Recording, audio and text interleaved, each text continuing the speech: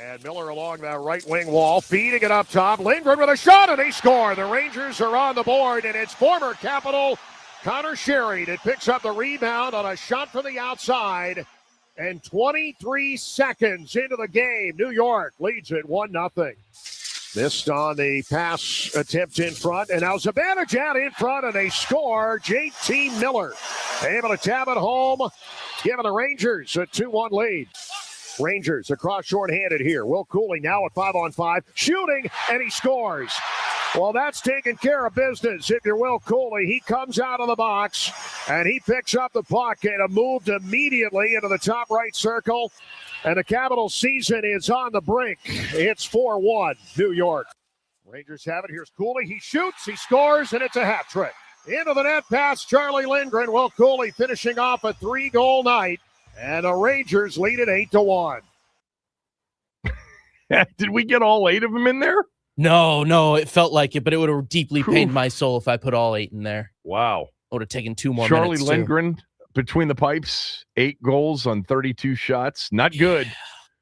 The Caps' playoff hopes after an encouraging win on Saturday against Buffalo are now approaching life support. Pretty close to it. 6% in the playoff odds. 6% are their chances? At the moment. Mike Renner from CBS Sports will be a guest on the show today, talking NFL draft and also talking about the Pro Football Focus sale last week to Teamworks. Really interesting sale for all of you who have been big PFF fans.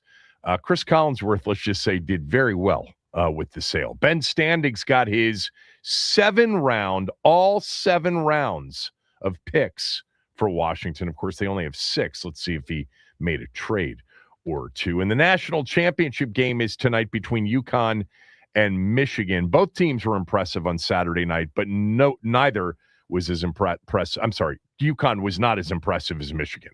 Michigan was the most impressive. They did it without their best player, Yaxel Lundberg, and they still blew out Arizona. That was shocking to me. Shocking at how much better Michigan was than Arizona in that game. And because of it, not many are picking UConn tonight. Kind of feels like a little bit of a contrarian spot for me. But you'll have to wait on that one. I'll have a smell test pick, just one, at the end of the show. Max and I will pick the game and talk about the game throughout the show. Michigan is a 7-point favorite. Seen some 6.5s, some 7.5s. Man, it does feel like, though, like it's more of a coronation. Nobody giving UConn a shot, and nobody gave him a shot against Duke, and Illinois was favored over UConn. I will tell you this. Purdue beat Michigan 3 weeks ago, had 21 assists in the game. Didn't shoot the 3 well at all in their win over Michigan in the Big Ten tournament final, but they passed the ball exceptionally well. They really made Michigan move and work on defense, and they got good shots. You know what UConn does very well? They pass the ball very well. No matter what you think about Danny Hurley, that guy can flat out coach. And that team will be prepared, not only from an X's and O's standpoint, but from a toughness standpoint. You know that. They're not going to back down to anybody. I think it's a very intriguing final. I've seen a lot on social media this morning as I tuned back in to kind of pay attention before the show began about how many people think this will be a boring final. It could be. In both semifinal games, neither was super compelling. The most compelling college basketball game of the weekend was the Gino Auriemma, Dawn Staley near Fracas in the handshake line. Man, Auriemma was out of line. From my perspective, completely out of line. I'm not saying Staley should have reacted the way she reacted, but that was some sore loser stuff from a legend. I did watch some of the game yesterday. UCLA was an underdog in that game, in the women's final, I'm talking about, against South Carolina. They were a 3.5, 4-point underdog in the game.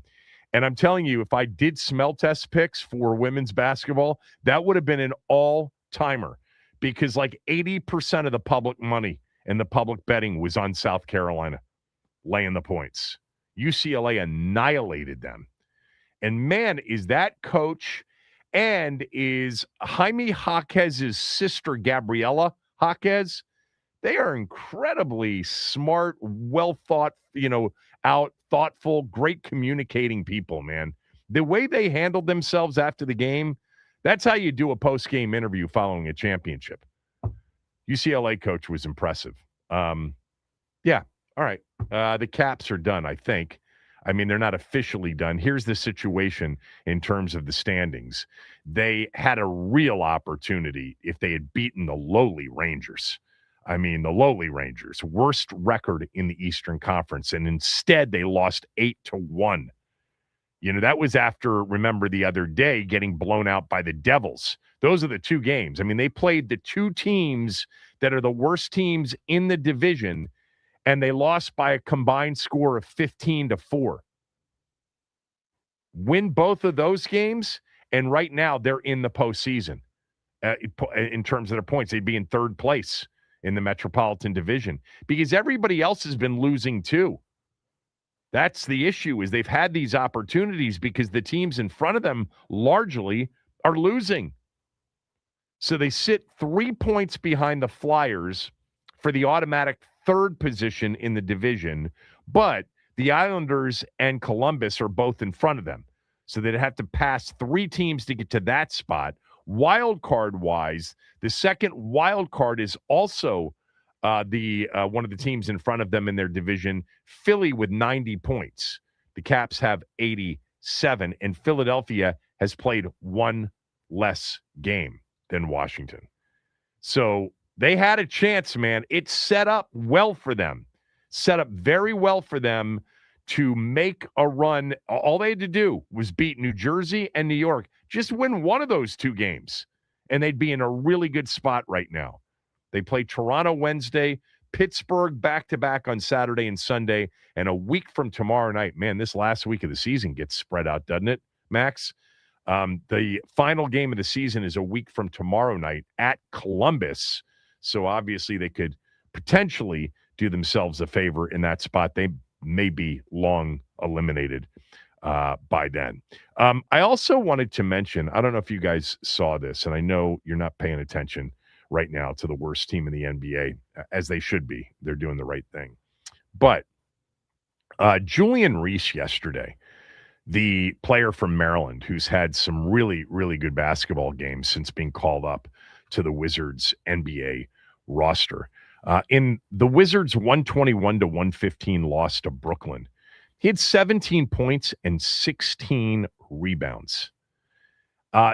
He just became the fastest player to 100 rebounds since Shaquille O'Neal. Remember, not his debut, but maybe his second or third game was a 20-rebound performance. He's also had a 17-rebound performance, a 13-rebound performance, and then last night, 16 rebounds for Juju Reese. Excited about him. He's averaging 11.5 rebounds a game and 10.8 points per game in his 9 games in the NBA. The Wizards right now in good shape. They have pretty much all but clinched that bottom 4 position, and right now they hold the worst record in the NBA at 17-61. The NBA, man, has changed here over the last few days. Steph Curry came back last night, was unbelievable in their loss to Houston. They're going to be in the play-in round. And then the Lakers lost Luka last week, lost Luka on Friday, Reeves over the weekend. They're in big, big trouble. They're currently battling it out for the 3 seed with Denver. Denver will probably overtake them for that. Houston might even overtake them for that as well. So things changing there. We did see an incredible basketball game on was that Friday night? Yeah. Not sure if it was Friday night the night that Luka got hurt. No, that was Thursday. No, it was night. Thursday because we touched on Thursday. It on Friday. Yeah, when JJ Redick didn't pull him. But that team, by the way, the Oklahoma City Thunder, the defending champions. They are rolling right now. All right. We got a lot of football on the show today. I know it's the national championship night, but I still believe that most of you care mostly about football. And I wanted to get to this because a lot of you sent this to me. It was Mike Sandoz. He writes for The Athletic, basically going to NFL executives around the league to talk about free agency and to comment on other teams' free agencies so far. The title of the story is NFL Execs Unfiltered on Free Agency. And a lot of you sent me what Mike wrote and what people said about Washington's free agency period. So I'm going to read it to you, react, and then I'd like you guys to react as well. But this is what he writes. He writes, the Commanders entered free agency with lots of cap space, but that was partly a mirage. They had more roster spots to fill than most after signing so many short-term contracts over the past 2 off seasons. And they filled them with a league-high 7 newcomers, earning at least $6.5 million per year. This from one team exec. You kind of get what you pay for with those $6 to $8 million guys. They are fringe starters. It makes some sense. You got to fill out your roster. They had to get younger, closed quote. Sando continues, badly in need of pass rush help, Washington committed $35 million in combined average per year to free agent edge rushers Adafe Owe and Caleb Chason. We know that those were the 2 of the biggies for them in free agency, Owe being the biggest. One exec said, quote, those are rotational pieces. Owe is more of a designated pass rusher than an every down guy. A little hit and miss, but they needed some speed on defense, closed quote.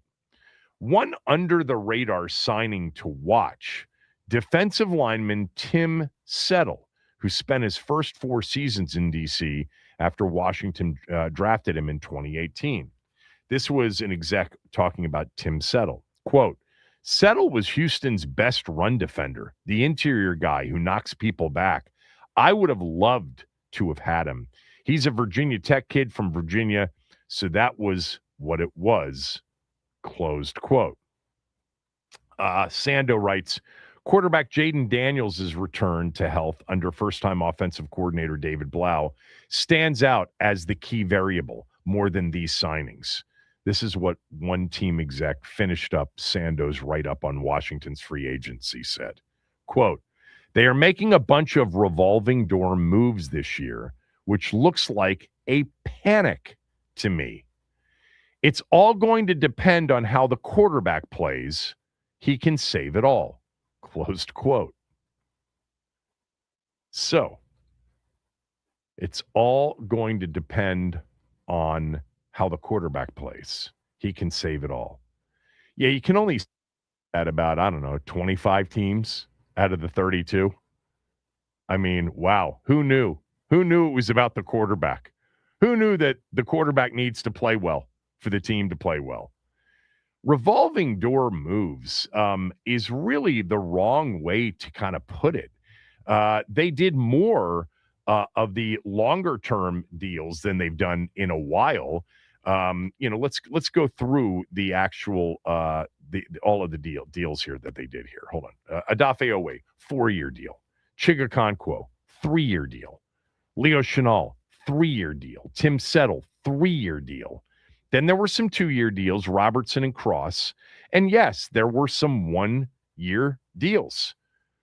Free agency is one of those things you've got to be careful about. History will tell you that you don't typically, even though New England and Seattle did a phenomenal job last year, in sort of this same vein, adding a lot of players in that $6 to $8 million range, other than the Darnold signing for Seattle.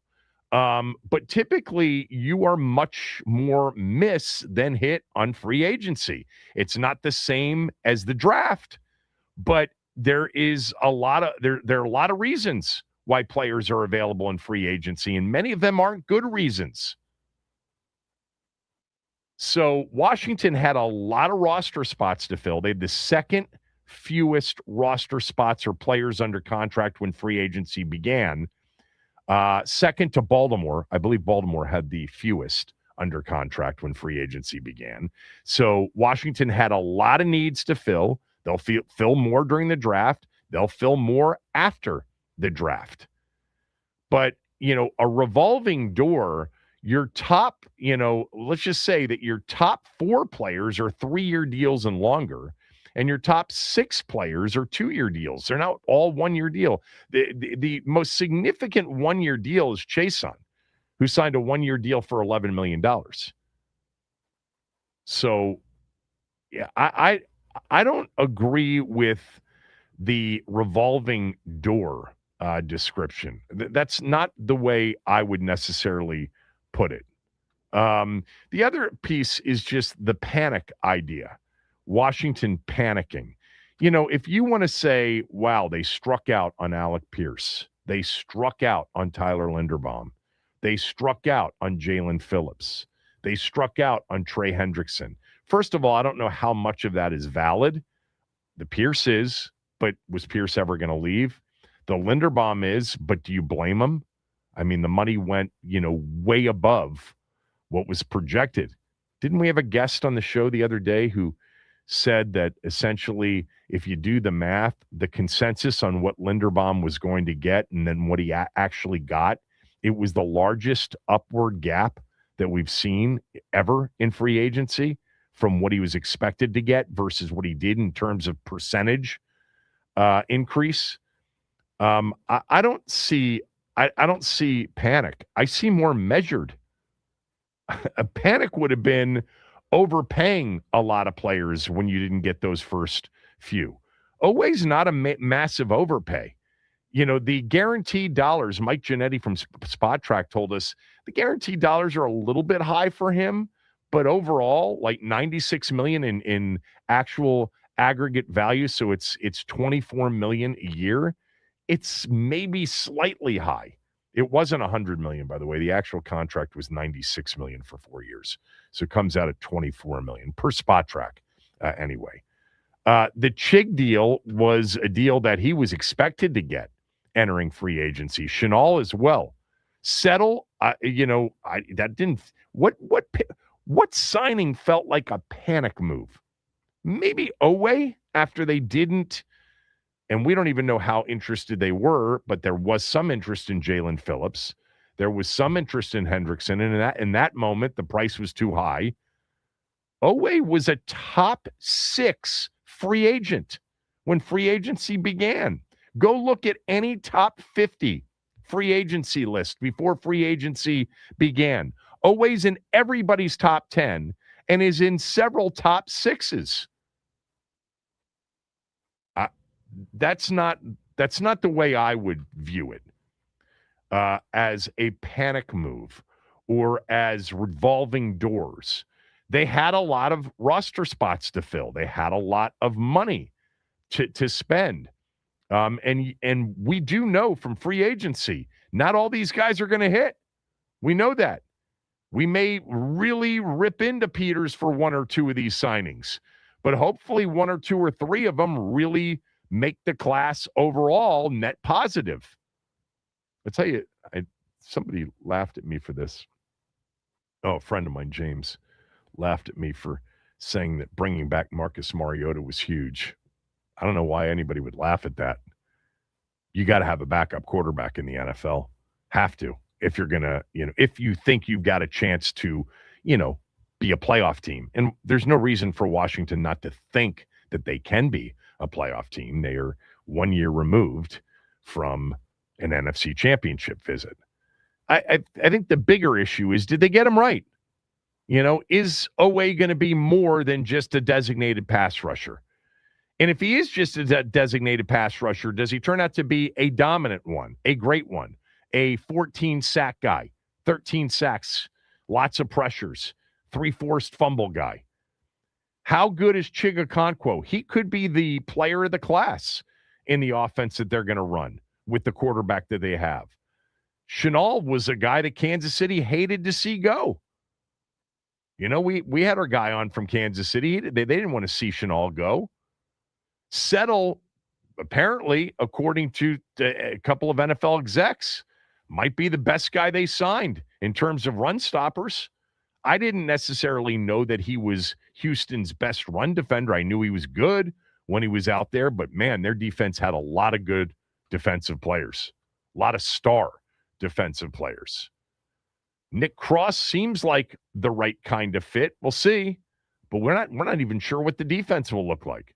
The two things that are interesting from this is the panic comment. They are making a bunch of revolving door moves this year, which looks like a panic to me, said one exec. It's going to depend on how the quarterback plays. He can save it all. Duh. I mean, that's like the most obvious thing anybody could say, even an NFL exec. I mean, you can say that about 25 NFL teams. If they don't have their starting quarterback and he's not playing at a high level, you're doomed. That's kind of the game, unfortunately, or a lot of it. And I would certainly join the crew that says for Washington to be anywhere near a team that they resembled 2 years ago, Jaden's going to have really play well. He's going to have to be a high level, borderline elite quarterback. He's got the potential to be that. He was that 2 years ago. So that's obvious. The revolving door moves, which looks like a panic to me, said one exec, didn't seem like panicking to me. Seemed much more measured. It was aggressive, but it was aggressive in sort of a measured sense. They didn't go nuts. They didn't give 3 or 4 players $100 million deals.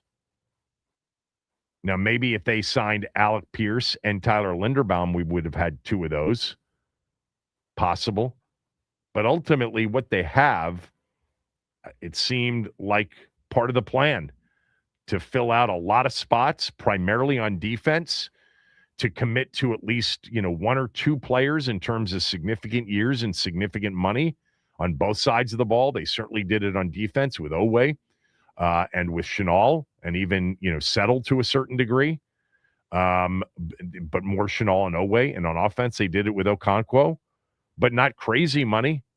They weren't fleeced on any of these deals. That would have said panic to me. 301-230-0980, 301-230-0980. In, looking back on that free agency period, the month of March, we are in early April.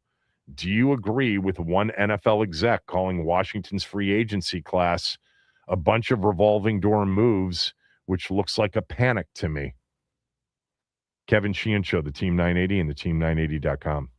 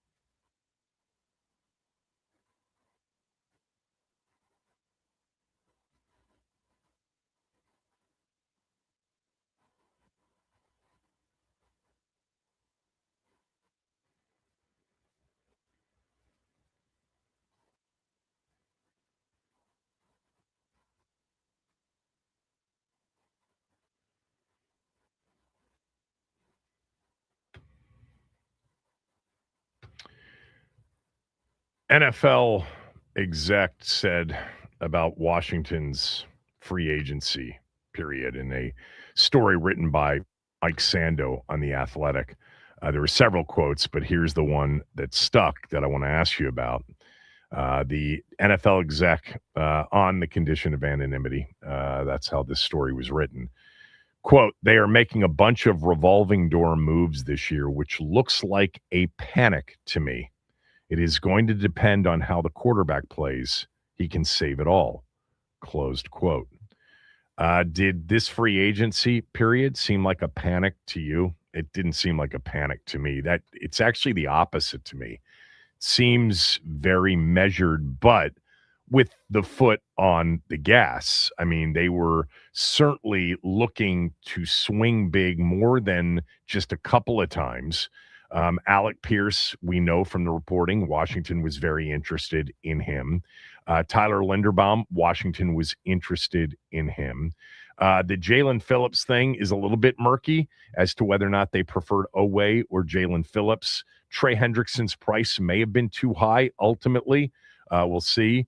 But Washington, in getting Odafe Oweh, I mean, I don't know how much more I can emphasize this.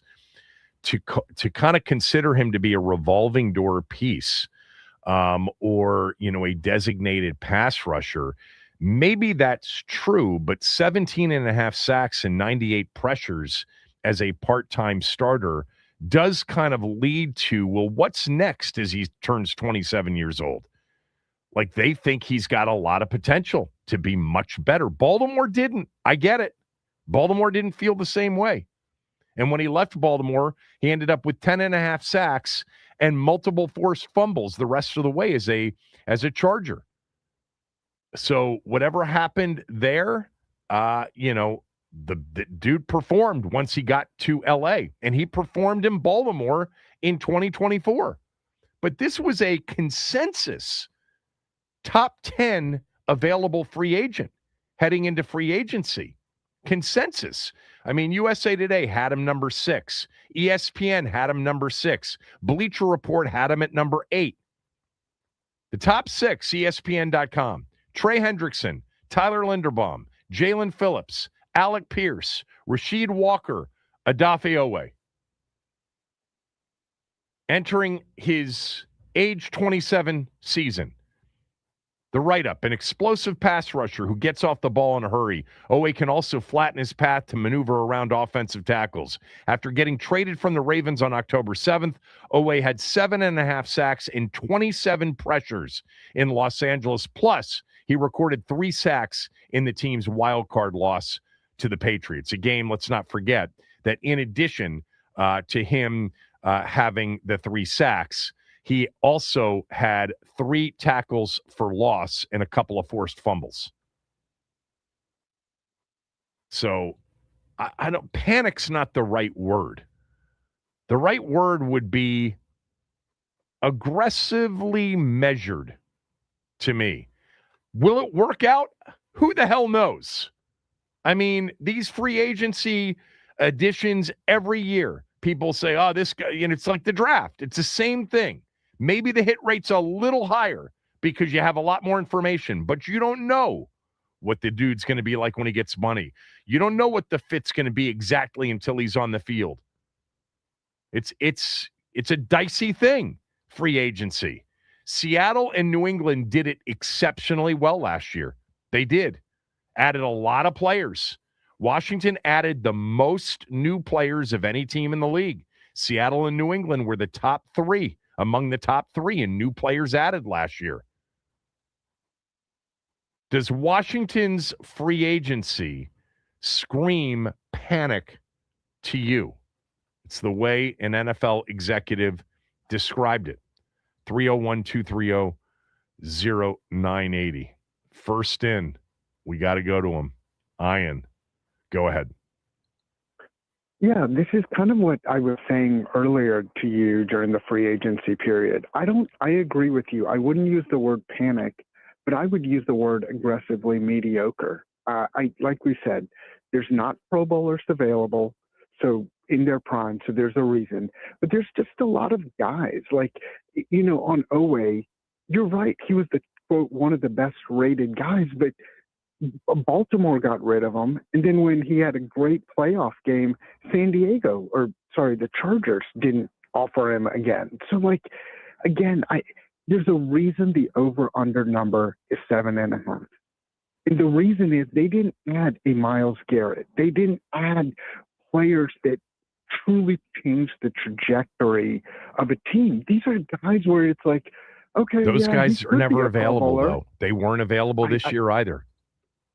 I get that. But when you're asking about this article, the reason he says that is these are guys that they could work out. You're right. Chig could make a Pro Bowl, or Oweh could make a Pro Bowl. Aggressively mediocre. Let's just say that the evaluation from people around the league is, might work, might not work. You don't describe that as panicking, right? Because I agree. A panicking description would be, it better work what they did. They totally overspent the market, panicked. It better work out for them. It's not what they did. So, I agree with you. They did not panic. But I disagree. Or my statement or summary would be aggressively mediocre. That's how I feel about this entire free agency. All right. I would say this, and it's just like the draft. We'll find out when they start playing games. There's more information, certainly. There's no doubt about that. But I would say this about their class. There are players that they added that I really liked before free agency began. I talked a lot about Chig. I really wanted Okonkwo. I liked Oweh a lot. I loved what he did as a disruptor. And I liked Nick Cross. Those were the three players that I had talked about, in addition to making sure that they brought back Mariota. I wanted Mariota brought back. And by the way, that's projection, because that's a projection, because I'm not sure how it'll work in the new offense. Would you say? I'm sorry. I said, I'm not saying Mariota's not a good guy and a good mentor, but I don't feel like he impacts the team that much. Like, if he's not on the team, does the over-under number change? Does the trajectory change? I don't think so. When does it ever with a backup quarterback, Ian? Right. Yeah, but that's my point. The point is you have a professional backup quarterback in your room who your starting quarterback really looks up to. I think he's been valuable in a lot of ways, and I thought he played well last year for the most part. I really do. I mean, most teams are completely sunk when they lose their starting quarterback, and our team was too, to a certain degree, no doubt. But they were less sunk last year. If their defense had been decent, they would have had a chance to be much more competitive. Let's go to TC. TC, does Washington's free agent signing period over this last month, does it scream panic to you? Thanks for taking my call, Kevin. Sure. No, it does not scream panic. It's what's happening, I believe, by some executives, is they're going back and looking at Washington compared to the past two seasons and the 1-year deals, and they've been having, and that's where it gets to the revolving door, because every year Washington, it seems like they got to fill out the team like 30, 40, 50, almost 50 players, which is what it is. But I'm saying they don't really with the 1-year contracts. So it doesn't, to me, this is the best year that Washington has actually brought in talent. Aggressive guys, talent guys, young guys, period. The last two seasons, I don't know what they were doing because the team sucked overall. Well, they were feeling it out. They had to kind of feel their way through this thing because the cupboard was bare. And they didn't anticipate that they had Superman in year one. They thought he'd be Superman in year 3 or year 4, not necessarily year 1. On what planet does the list of players that they signed scream panic? It's the wrong description. You could say, hey, they added more new players than any team in the league. They were top 3 in spending in the league. They were aggressive, but nothing that they did screamed like, oh my God, they were desperate and they panicked. Not only that, the contracts that they signed, for the most part, let me look through them again because I went through this a few weeks ago, but they're all very team friendly deals. The Oweh deal, aside, because maybe they paid a little bit more in guaranteed money than the market said he would get. But for the most part, they're team friendly deals. There's nothing that says panic. Panic means, oh my God, that's a terrible deal for that guy. Look at how desperate they were. This better work out. There's not one player that fits that description. Not one that they added. I mean, I'm looking at the entire list. I would not put Oweh in that category. I just wouldn't. I mean, it's a 4-year deal. It's it's 26 signing bonus, 68 guaranteed for injury. I mean, over 4 years. There's, an opportunity to easily get out of this thing if he doesn't perform after 2028. They're not locked into some guy forever at a ridiculous sum a year, and the cap keeps going up. I'm looking at the way they structured the deal. It's like they're smart. They do this in a smart way, measured way. Let's go to Anthony. Anthony, go ahead. Hey, what's up, Kevin? This is Anthony, how are you? Anthony from, I'm good. Thanks for taking my call. This is Anthony from Twitter. Hey, now, Anthony, what's up, man? Hey, man, I like I explained to you last week, man, I still believe that we're suffering from Dan Snyder, dog. All these little not putting their names on these articles and stuff like that. This is the Dan Snyder effect. This is the residue of that. And well, they did this for every team. Just so you know, they did this for all 32 teams. Mike Sando did, and every single quote in here is anonymous from team execs around the league on everybody's free agency. I get that. I get that, but look what they're saying about us. They're acting like Dan Snyder still running the team. We got dude whites now. We don't have skid marks no more. Dan Snyder was a skid mark. And that's just unpleasant to think about. Yeah. Hey, that's how they're looking at us. I be in these podcast streets, Kevin, and I'm telling you that's how they feel about us. They still think Dan Snyder's running the team. And the difference is the irony of that, Anthony, is that Dan Snyder's reputation was panic, desperation, overpay everybody, and then hold your arms up in a V in the month of March. And the truth is, towards the last several years with Bruce Allen in the building, it actually shifted to bargain basement hunting. But this team isn't doing what Snyder's reputation was. So if they had gone out and signed Alec Pierce and Tyler Linderbaum and Trey Hendrickson and Chason and Chig and Cross, and they had, 5 or 6 $80 to $120 million deals added, that'd be one thing, but that's not what they did. That's why the description of it, and I bet like this exec in thinking about it would say, yeah, that's probably not the right quote. Revolving door moves, not as many, like I said, the top 6 deals are all 2 years or more. The top 4 are all 3 years or more. Right. Anyway. Like I understood last year. Last year, we were trying to, take it all the way. You know what I'm saying? Because we didn't expect to have that first season like we did. And it didn't work. But this year, he just, revitalized and changed plan B. And now we on our way. That's the difference. Thanks. Appreciate it, Anthony. Dave, Joe, Bob, Bobby, Saeed, all of you on hold. Stay there. We'll try to get to all your calls next. Kevin Sheehan Show, the Team 980 and the team980.com.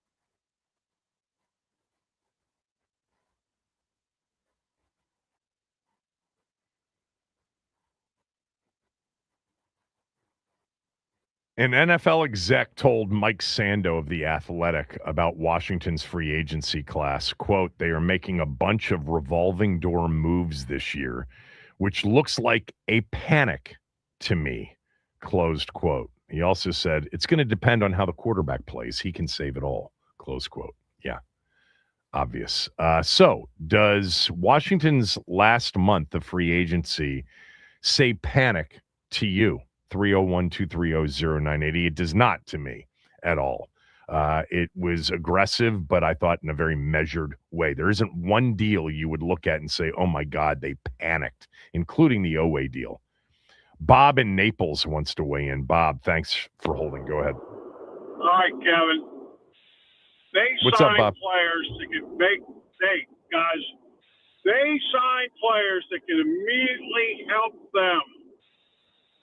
They got the guys they needed at certain positions to do one certain job, which they didn't have on defense last year. It gives them the freedom to go anywhere in this draft. For the guy that said that, hey, he's trying to verify his job. Hey, it could have been the Eagles guy said, it could be the Cowboys or the Giants. What we do know is 3 years ago we had 5 players on the team, NFL quality starters. Last year we might have had 11. After all this right now, we're in the neighborhood of 17. That's the original 25. 7 and 3 special teams. Then you got the 6 guys are special teams, special players. We're not there to that 32 great players to make a super team. We're building. We're getting closer. We didn't overspend. You've already said it, Kevin. The great ones are already signed.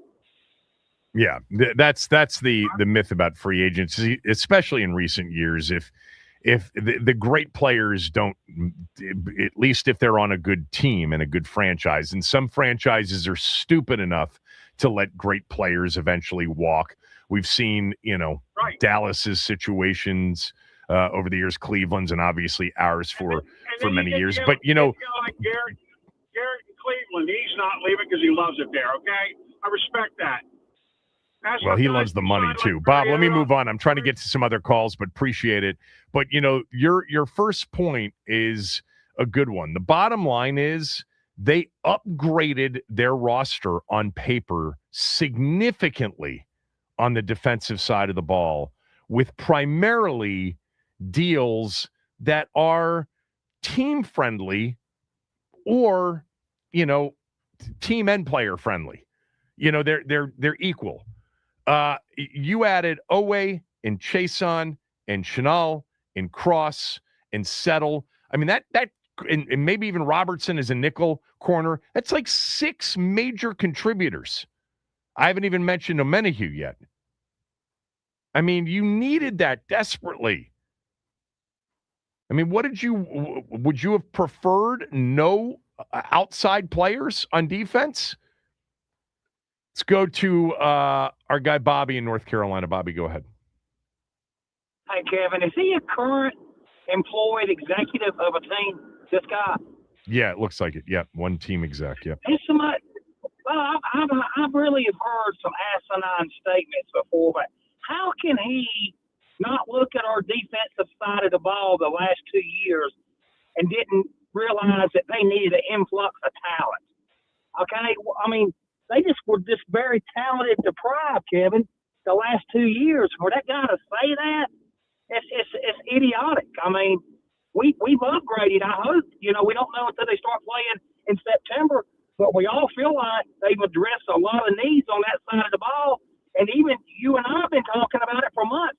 We were thinking we had to have 5 or 6 new starters on that side of the ball when September rolls around, and they probably will achieve that, to make us competitive, Kevin. But, yeah, that guy's way, way, way far off base on that comment, truthfully. So, but yeah. I like what we got. I mean, I think we'll time will tell, but we've added some more talent than we have, brother. You and I both agree with that. Thanks, Bobby. Appreciate it. Let's go to Saeed in Upper Marlboro. Saeed, go ahead. Hey, thanks for taking my call. Sure. First, as somebody who used to work in the league, I don't remember too many executives walking around just dropping praises for every other team. I mean, they're competitive too, especially not anonymously.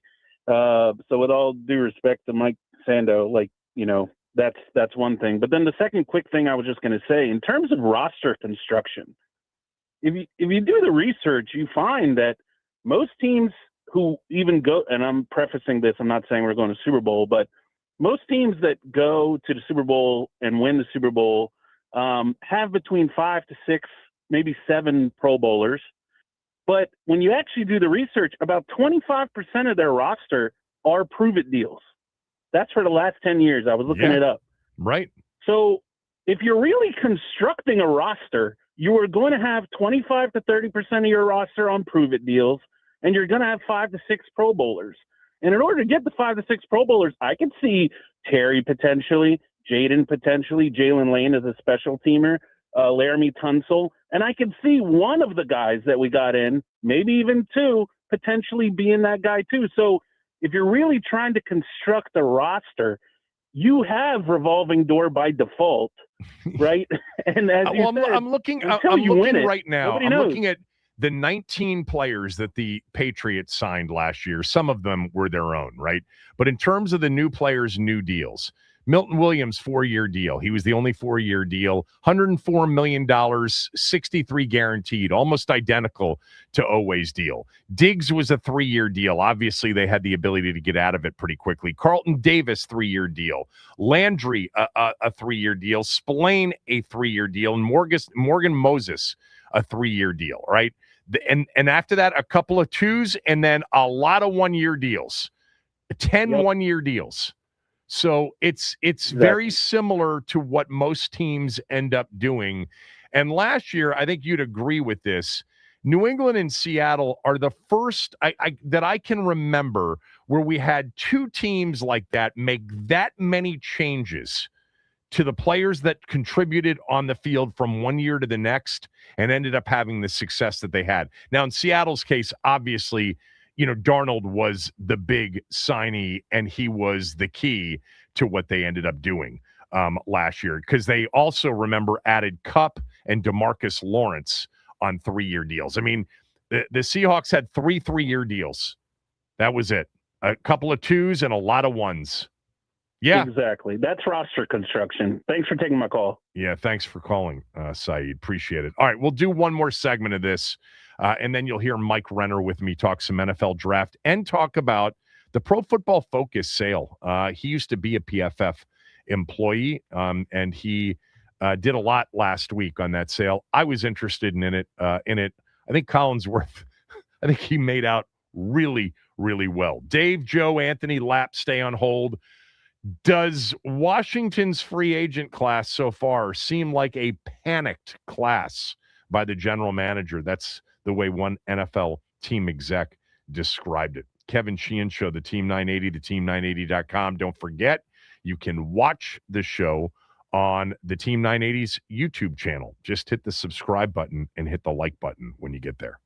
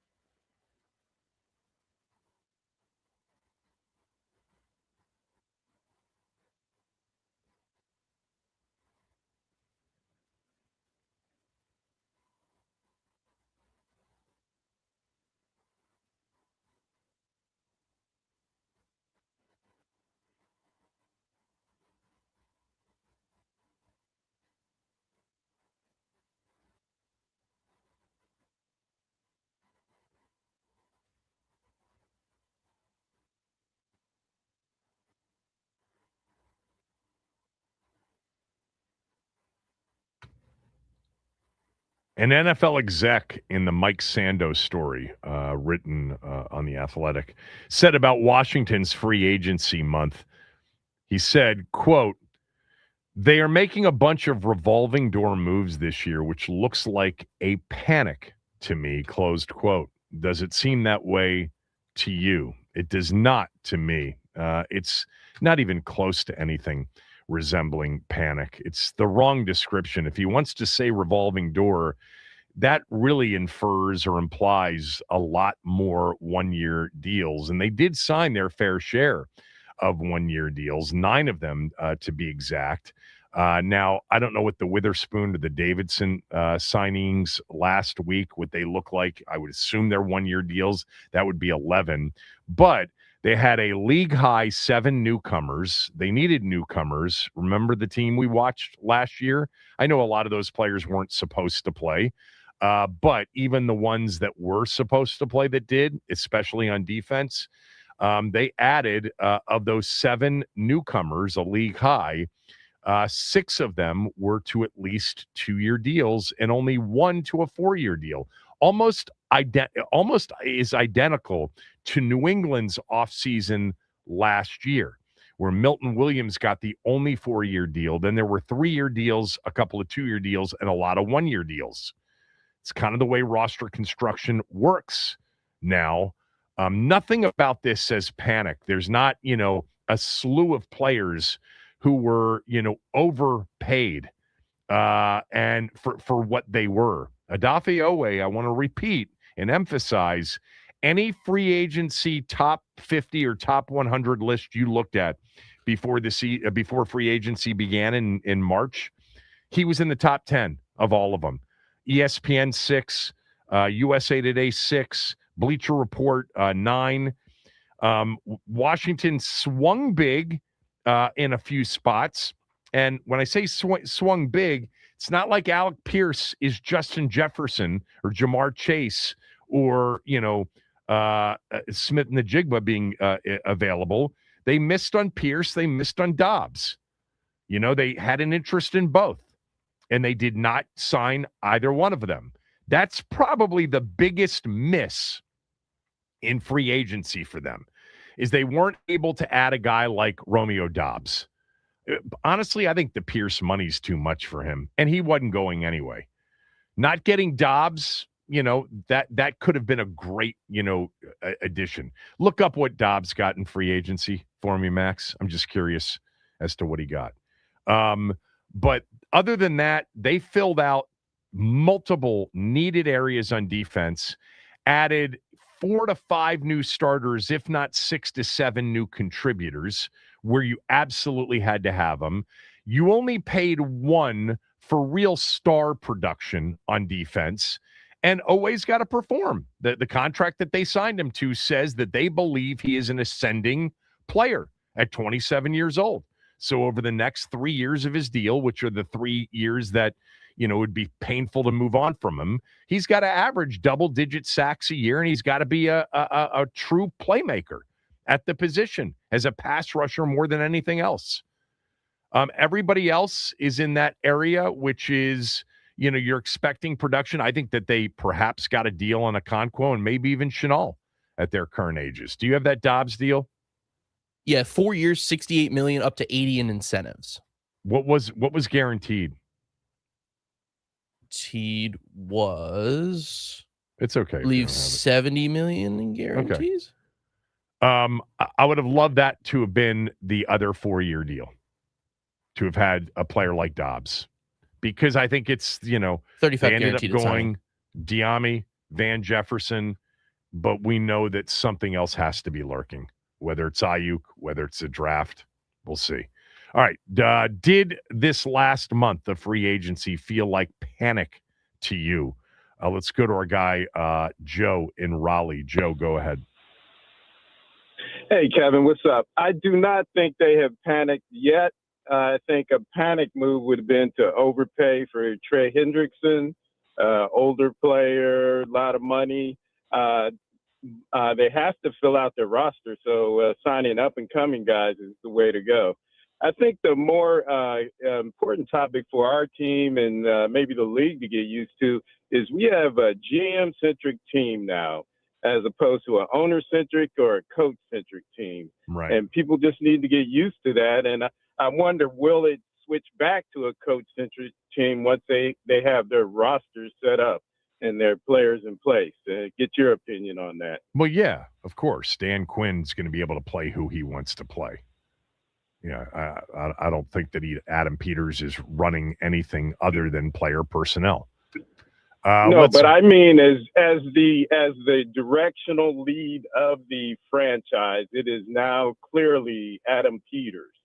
And we haven't had that since really Kathleen. Your first point was 100%. We have not had a GM. We haven't had a legitimate talent evaluating, contract evaluating general manager in the organization with power since Charlie Casserly, period. And that was before Snyder was the owner. Thanks, Joe. Appreciate it. Let's go to Anthony in D.C. Anthony, go ahead. Kevin, much ado about nothing. Who did he talk to? What team does he work for? I mean, this is all part of the pre-draft, all this kind of stuff. Yeah. Just people throwing stuff out there to, throw up smoke screens and things of that nature. I mean, as you said before, the superstars were not available for this free agency period. And there are only so many superstars to go around. It's not like each team has 3 or 4 superstars on offense and defense. There's only one Myles Garrett. There's only one Micah Parsons. Every other team that has a situation like that, they have B-level players at worst to help fill out the roster. So this isn't the Jack Kent Cook days where you go sign a Wilbur Marshall along with having Dexter Manley and Charles Mann on the roster. Those days are long gone. If you have one superstar on your team, you're doing good. The rest of them are B to A minus players. Superstar status to me is all pro every year or damn near every year. That's just how the league is.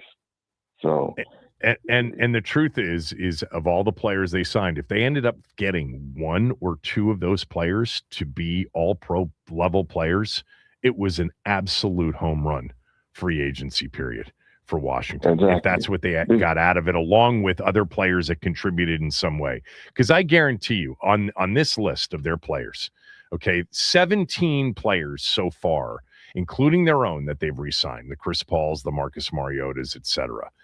And by the way, bringing back Chris Paul is a good get on a 1-year, $3 million deal. Okay, we thought he was long gone, but if you end up, with a couple of all future all pros, let's just say it's an Oweh and a Chig, the top 2 deals that you had. Chigakonkwe makes a couple of Pro Bowls. Oweh makes a couple of Pro Bowls as a player. And then, guys like Robertson and Cross and Chason and Settle are all big contributors. And it helps you win. It's a home run in free agency. We all understand that the true superstars rarely make it to that point. They are traded at times. They're not allowed to get to unrestricted free agency more often than not. This guy is talking loud and saying nothing, basically.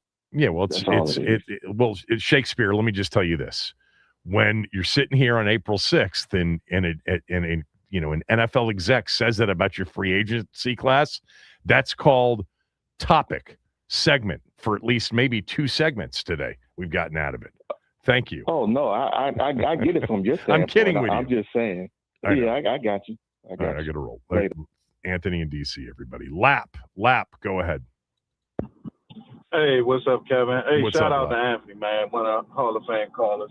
He's the best. I don't think it's panic or, I think that a change needed to be done, just, coming from the NFC title game and then, the way the season went. I think Adam Peters has done a decent job, you know, and you can see that he's focused on getting the players that we need. You know, my concern is Dan Quinn, you know what I'm saying? Just how he handled the defense, you know, changing the coordinators. So all of this, Kevin, it better work, man. And I'm looking for Jaden to have a bounce back season. I don't know if, like you said, if we're going to get a receiver with Brandon Ayuk or the draft maybe, but we need somebody to be an impactful player to help our team out, especially on the offensive side, definitely on the defensive side. But if we can help Jaden and take some pressure off him, man, he ain't got to be Superman every day, and that would be good. So we'll see, man. But I just think, you know, a change needed to be done because this the way we went about last season. This is going to be check your program for jersey numbers when we get to September 10th, because there are going to be a lot of new players on the field, especially on defense. Thanks very much for the call, Lap. Look, the last line from the exec that said Washington feels like panic, looks like panic to him is it's going to depend on how the quarterback plays. He can save it all. Yeah, no kidding. Of course, the 2026 Washington team, in terms of wins and losses, we can go to one thing right now if we had the information, and that is, did number 5 play in all 17 games? That'll tell us a lot about next year. All right, when we come back, Mike Renner has been covering the NFL draft in the NFL for several years now at CBS, but he was also an early employee at Pro Football Focus, and he kind of followed the story and wrote about it and did a video about it online last week about the sale of PFF to Teamworks. So we'll talk some draft with Mike, and then we'll find out what he knows and get his insight on Pro Football Focus being sold, because I think the consumer offering for all of you that have been PFF customers, it might change. That's next. Kevin Sheehan Show, the Team 980 and the team980.com.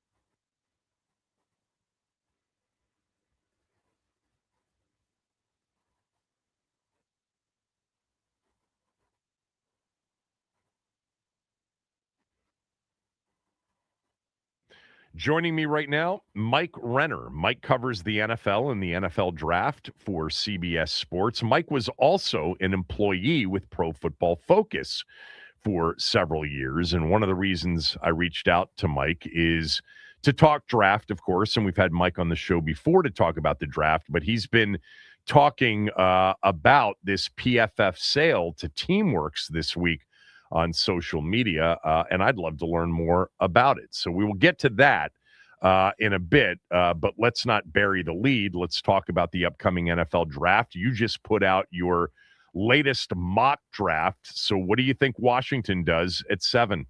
I want Jeremiah Love for them. I think that would be, the most dynamic backfield since Mike Vick, Warren Dunn, right? I mean, when you have that much juice in one backfield, you don't necessarily need too much more. To put a good offensive line in front of that would be in and of itself an elite offense. So I think that specifically for them, I don't advocate drafting a running back top 10 for everybody, but I think for the Commanders and where they are, that would just be too terrifying for opposing defenses. That's a really, Vic and Dunn, I haven't come up with that one. That's really interesting to me. But you just said you don't necessarily advocate taking a running back that high, but it's a good fit for Washington. Do you think Love is in the class of the McCaffreys and the Bijans and the Jahmyr Gibbses and Saquons in terms of the backs that have been drafted very high and have worked out? I do, and I think the thing I was going to say love. I couldn't think of a better word. The thing I love about him is that he's driven. Like, this guy's not even 21 years old, and he is almost psychotically driven to be the best. He said, he's like, I'm not going to be partying. You draft me, you're getting a guy who's going to be about football all the time. And I think that's what you saw at Notre Dame from freshman year, sophomore year, junior year. He got better. He improved the things he was weak at, and the guy is such a freak athlete that, with all those things, if you have the off-field intangibles, the on-field freakishness, it's like, okay, what do we, how does he fail? I just don't think it happens. I mean, the guy is too unique at that position to really see him not working out. It would be injury, it would be workload concerns given what we saw at Notre Dame. But as far as just like the talent, yeah, he's in that mix. What about wide receiver in this draft? Could you see Washington thinking about it at 7? I don't know if I'd not say I don't know. I know there is no wide receiver I would take 7 overall in this class. They're just not that good. But you do need options because Terry's on the wrong side of 30, and we saw how injured he was last year. And we saw just the offense be nothing without him. I mean, he is so valuable to what they do offensively that I don't think you can risk going in at receiver. The good news is super deep receiving class. You can find them later on in this class for certain. So I think you just got to draft one at some point. I just don't know if number 7 overall is where I do it. Give me a receiver in the 3rd round at 71. That's their next pick after 7. Give me somebody that you like that makes it to that spot that would be a good fit for here. I really like Antonio Williams from Clemson. I think if he gets to that point in the draft, and he could, given he's not particularly he was banged up last year, not the biggest guy, but I think he knows how to play wide receiver. I think he's just I've compared him to Jaden Reed, Green Bay Packers, which the guy is a good all-around football player, maybe not a great football player, maybe not, Terry McLaurin athlete, or maybe not this elite talent, but I think he just has such a high floor that really at that point in the draft, if you can get a high floor wide receiver, you're happy as heck about it. Does Branch from Georgia make it to the 3rd round? He's one of the more interesting prospects in this class because his usage over his career is terrible if you're really trying to project the NFL. It's just all screens and all scheme touches. But he actually is a really good route runner, and then he tested just off the charts. So I doubt he makes it to 71. I would be surprised given how the NFL covets athletes like that. What about Denzel Boston? Is he late 1st, early 2nd, or is it possible that he's available early in the 3rd? No, he'd be gone by then. I just would be very surprised if he lasts that long. Now, he didn't test pre-draft, and usually the NFL doesn't love that when these guys don't run 40s, but I don't see him slipping outside the top 50. He's a guy who's just too skilled and has a unique identifier in that he's just big. You know, the big receivers, that's kind of, they all go. There's this early day two is always like where the Michael Pittmans, the T. Higgins, the Keon Colemans, the Jaden Higgins, that's where they come off the board. Washington's on the board, both of the offensive possibilities anyway. I know you don't see Tate as a guy that would go that high, but if they were both gone, who's the defensive player that Washington fans should hope is available at 7 and that they take? I think Ruben Bain, guy I would love, given their additions along the defensive line that offer something a little different. You know, they brought in some speed to that front 7 with Owe, with Chase on. I think he's some power. I know, like he is one of the strongest prospects I've ever scouted in terms of his play strength. So I think Ruben Bain on that front 4 just gives you a different cat, and he has versatility to go inside, outside too. So just really would turn over their pass rush overnight from what we saw last year. You mocked him in your latest mock to Tennessee at 4. So obviously the short arms don't bother you. Oh, not at all. He's actually he's the top position player on my board outside of quarterback. So I am very high on his game. To me, it reminds me of, you remember Aiden Hutchinson coming out, got dinged a bunch for his arm length. And like, there was a lot of questions about him. And like, anytime a guy doesn't fit the prototype, teams seem to balk at the top of the draft. They want him to look like, you know, Will Anderson look like coming out, right? They want to look exactly how that position is supposed to look. Sometimes when a guy's just that good at that position, like, you can't fake what he did on tape. And just because, you know, these guys are college offensive tackles, I saw a quote from a scout in one of Ty Dunn's articles today that said, you know, he can overpower college offensive tackles, but I don't see him doing the same against NFL offensive tackles. It's like, well, he was a college defensive lineman. He's going to be even stronger in 3 years. You know, this guy doesn't just stop growing himself. So if you're that prodigiously powerful now, it'll only get better, and it will only, you know, continue at the NFL level, in my opinion. I just think his tape was too good to just deny what he's going to be in the NFL. Yeah, I think he went against some future offensive tackles in the NFL this year as well. Give me the player that you love. It can be anywhere. In the first round, it can be night 2, it can be day 3, that you really feel good about, that you think, you know, is being undersold, underrated. The guy that I am probably the most different from consensus on is Caden Proctor from Alabama. I think he's a top 5 player on my board. I think he is special in what he could be at the NFL level. I get the weight concerns.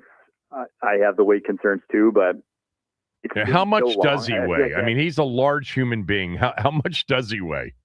He was 352 at the combine. Okay. So, I mean, big boy. And apparently at times was 400 at Alabama. And obviously I don't want him playing at 400. But in today's modern NFL, who's the last guy that really ate his way out of the NFL? You know, Eddie Lacy, maybe. That was a decade ago. It just feels like these guys have so many resources at their disposal. They have agents in their ear. There's so much information out there that just doesn't happen anymore. So this guy's going to be playing lighter. He's going to be at a more consistent weight. He'll have more oversight on a consistent basis. And when he was skinnier, and it wasn't skinny, that would be skinny.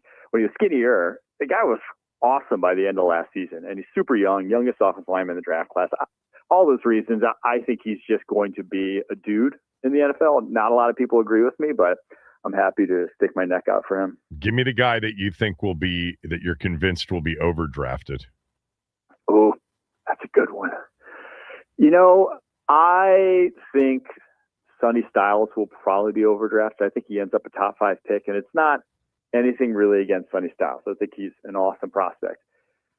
Just look at the track record of top linebackers in the NFL draft. It is one of the hardest positions to scout for a number of reasons, but the track record of those guys ending up into, you know, perennial Pro Bowl, perennial All Pros is just so limited that I don't know. I would not take him where he's going to be taken in this draft. And I'm not saying he's going to be a bad player. I'm just saying that the position is such that I would not go using a top 5 pick on it. He would have to be even State would. I'm trying to think of even a guy who had tape that I would take in the top 5. It's just so rare that a college linebacker is that good. And I would probably want a guy who's a little bit more instinctive and has some more picks and ball production than Styles did over the course of his career. So for all those reasons, like, he'll be a good NFL player. I just would not take him top 5.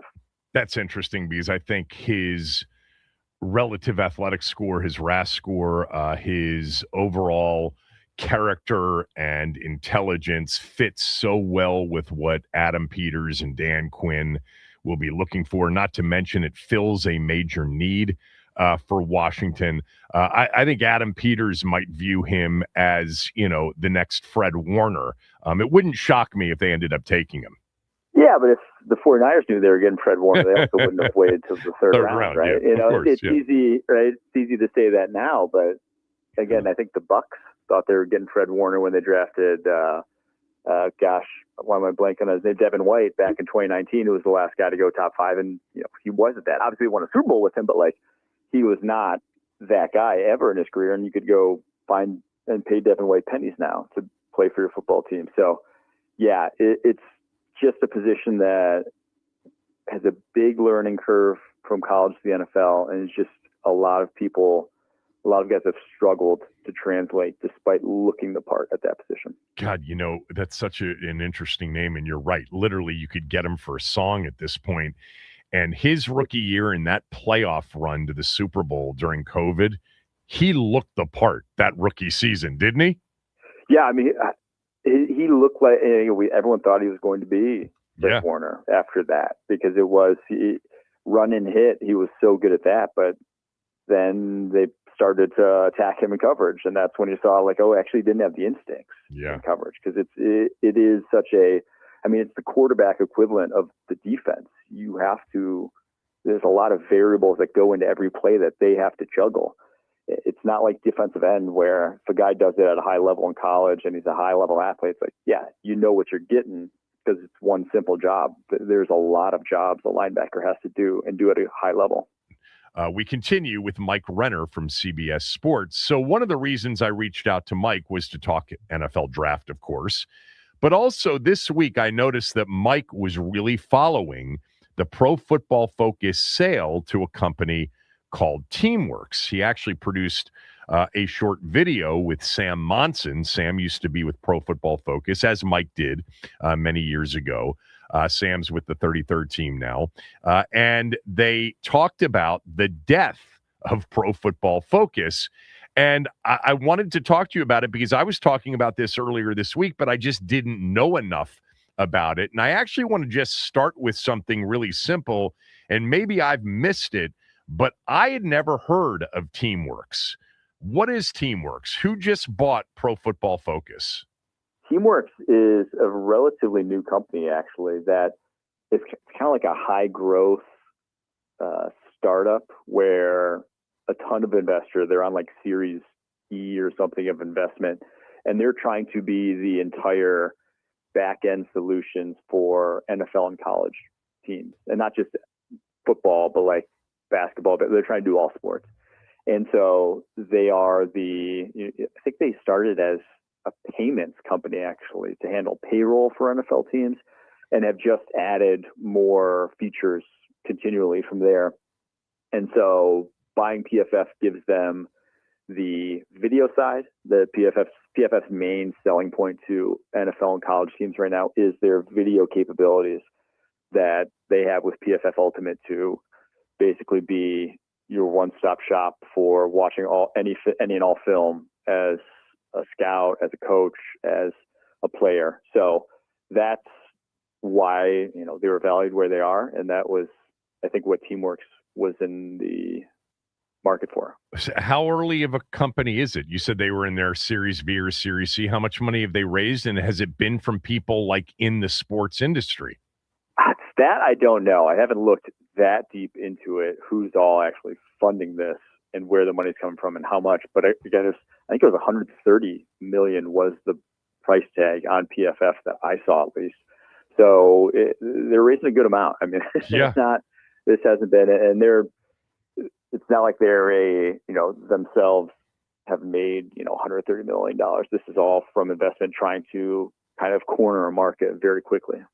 So tell me about Pro Football Focus. I've had all these guys on the show for years now. I mean, Sam's been on, Eric Eager before he went to, the Panthers and Sumer Sports, and all these guys have left recently. But I've had so many of them on for so long, and I'm curious just about what their business has been with teams, the business side. I understand what's available to the consumer and what you can pay for and the grades, et cetera.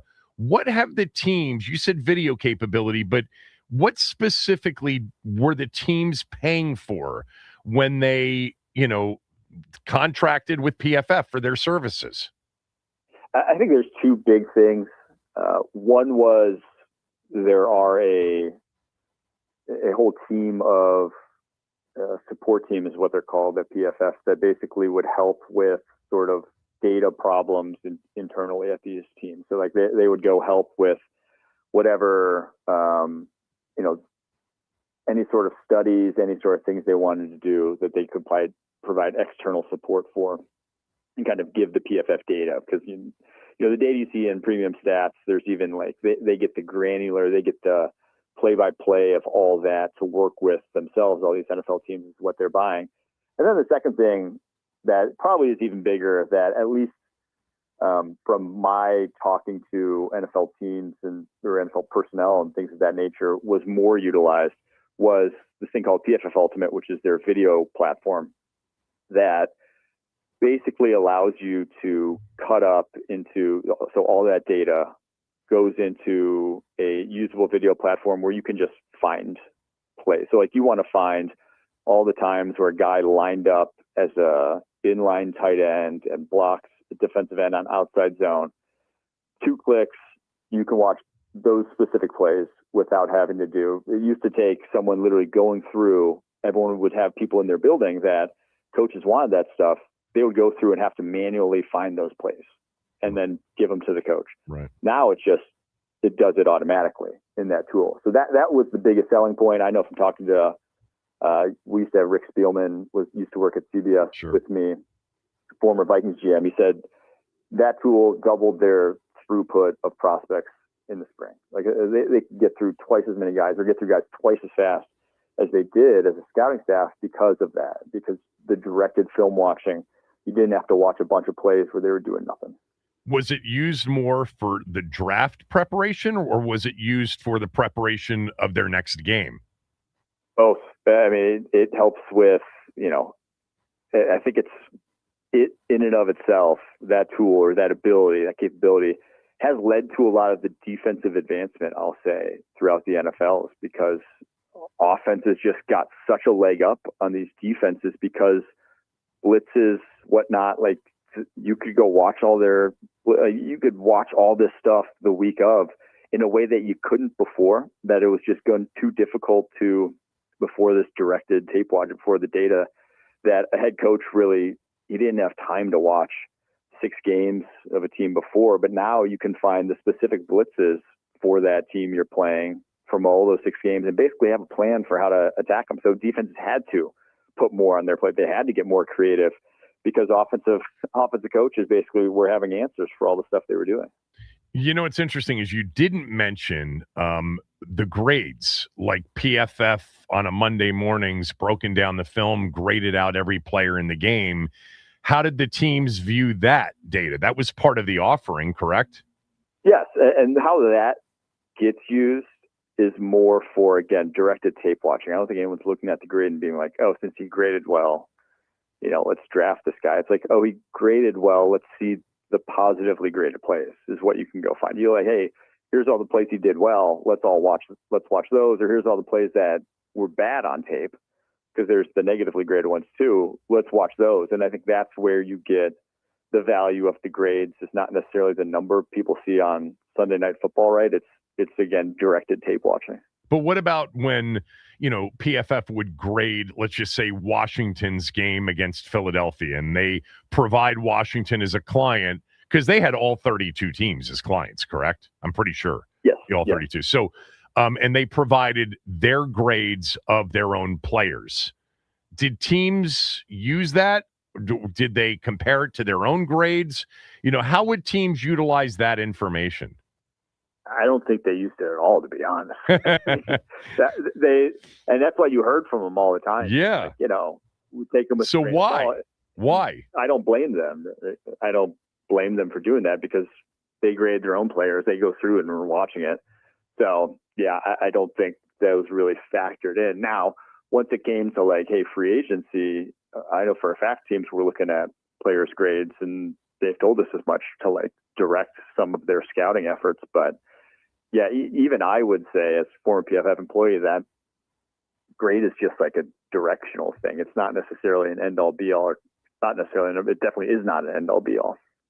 Yeah, I think the way guys have explained it to me before, it's look, we can grade, but at the same time, we don't necessarily know in every single play what the player's responsibility actually was, which, that's a big piece of the missing information. The way. Well, and we were grading did you do your job well on a given play, which is, I think, valuable to a degree, but if the guy's good, he gets his job made harder by the offensive coordinator, by the defense coordinator. If you're Lane Johnson, you'll get put on an island more than Josh Connerly. So that in and of itself is something that we never got to really capture in a grade, I think, effectively. That you'll always. That's why I said it directs your tape watching, not necessarily provides the full context. So I'm curious as to what NFL teams pay for Pro Football Focus's, services, or what they've been paying Pro Football Focus for their services. And, is it an annual deal? Is it a multi-year deal? Do you have any idea how that business relationship with one team and one contract has worked? I think they were multi-year contracts, and the numbers I couldn't tell you. Okay. That was never my side of the business. I know, and they're still going on too. That's what Teamworks bought, was those contracts, because those are the hardest thing to do. And I was at PFF since 2012, and when I was there first, they had, I think, fewer than 5 clients, and to get to 32, it took, I want to say late 2010s. So almost 6 or 7 years. That's the hardest thing. Sure. Is getting into NFL buildings, getting them to even sign up for stuff on the outside is the hardest thing. And I think that was a big reason why Teamworks, or a big selling point for Teamworks. Who was the first client of PFF's? Who was the first team? It was the Giants, actually. And it was the year they won the Super Bowl, I believe, 2011. Yeah. 2011 season, which was so serendipitous for PFF. Right. Right. And all they really wanted, all they bought was, we used to track location. Now, used to, still do, but the location of everyone on the football field was the biggest thing they wanted before the video watching tool, was just to get accurate where players lined up and then what they did did they not blitz? That was the initial thing that we sold to an NFL team that no one had. And so that was what initially got us in the door with a bunch of people, and then it just grew from there. $130 million, you said, was what you've heard the sale price. I've seen it reported, 9 figures, so $100 million north of it. Chris Collinsworth bought a majority of the company in 2014. That's been reported. I mean, we've all known as football fans that he's had a big stake in it. I don't know that I knew for sure that he was the majority owner. Was he the majority owner when it was sold last week? Yes, I believe he still was. I know they had brought on private equity in 2019, so I don't know what their deal was in terms of that, but he still owned the majority of the shares. Wow, good for him. And then lastly, what will happen with the consumer product? Is that still going to be available where people can pay for it and get the grades, and all the information that they provide for a fee? So that I have heard some things. I don't know exactly what their plan is. The things I've heard that I know, one, they fired all but 3 people on that side of the business. It's still under Chris Collinsworth's control. and they fired all but like 3 people on that. I've heard that they can't use the name PFF anymore, so it's going to have to rebrand. So those 2 things really all I know. I think they will. And the last thing is that they're still going to offer something. I don't know if it's going to be premium stats because I don't know if they're going to license that with Teamworks now or how that works, but those are really, that's it as far, and that's from like people who are literally still working there that I've talked to. One of the 3 still work that I've talked to, that's really all they know too, unfortunately. Thanks for that. Really appreciate some of the insight on that. And certainly the draft thoughts that you had. You can follow Mike, by the way, on X at Mike Renner _ and get his latest mock draft. Appreciate it. Enjoy the next 3 weeks leading into the draft. Thanks, Mike. Yeah, for sure. Thanks for having me. Chris Collinsworth did pretty well, Max. I mean, if he owned a majority of that company and it was sold for $130 million, he made off with at least 65 and change $1 million. If it was a cash deal, it could have been, part stock, part cash. But Collinsworth's no dummy, man. Law degree, lawyer. During his NFL career, I think he was going to law school, and he saw something with that PFF back in 2014. And I mean, purchased a majority of it when I think it was flailing a bit. 12 years later, not bad. I think he's got to stay on as an advisor, and I think they committed to keeping a lot of the grading stuff as part of the Sunday night NBC broadcast that he does with Mike Tirico. All right, when we come back, what could Washington actually get if they moved back? There's a suggested trade. And I don't want to really look at it as like, this is a real possibility, but it'll give you an idea of what you'd get back if you moved back a certain number of spots. That's next.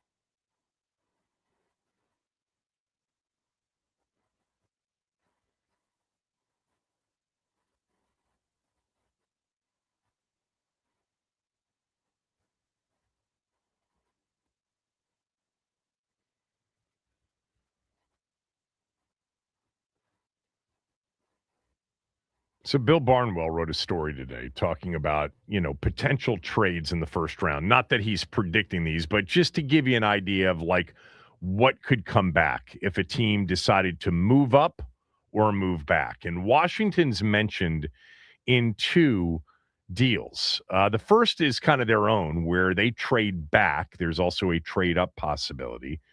They trade back with Baltimore, who sits at 14. And for that, they get Baltimore's third-round pick. They also have a third-round pick. They have number 71 overall, but they would get Baltimore's third-round pick. They'd get Baltimore's fifth-round pick, and they'd get a third-round pick next year from the Ravens. I think there's always a lot of talk. Well, if we move back, we can get, pick up another first and pick up a second. And well, no, it's the Jimmy Johnson draft value chart. And that actually works out almost perfectly to the point total in terms of what Barnwell came up with. If Washington moved back 7 spots, they'd pick up a third, a fifth, and next year's third.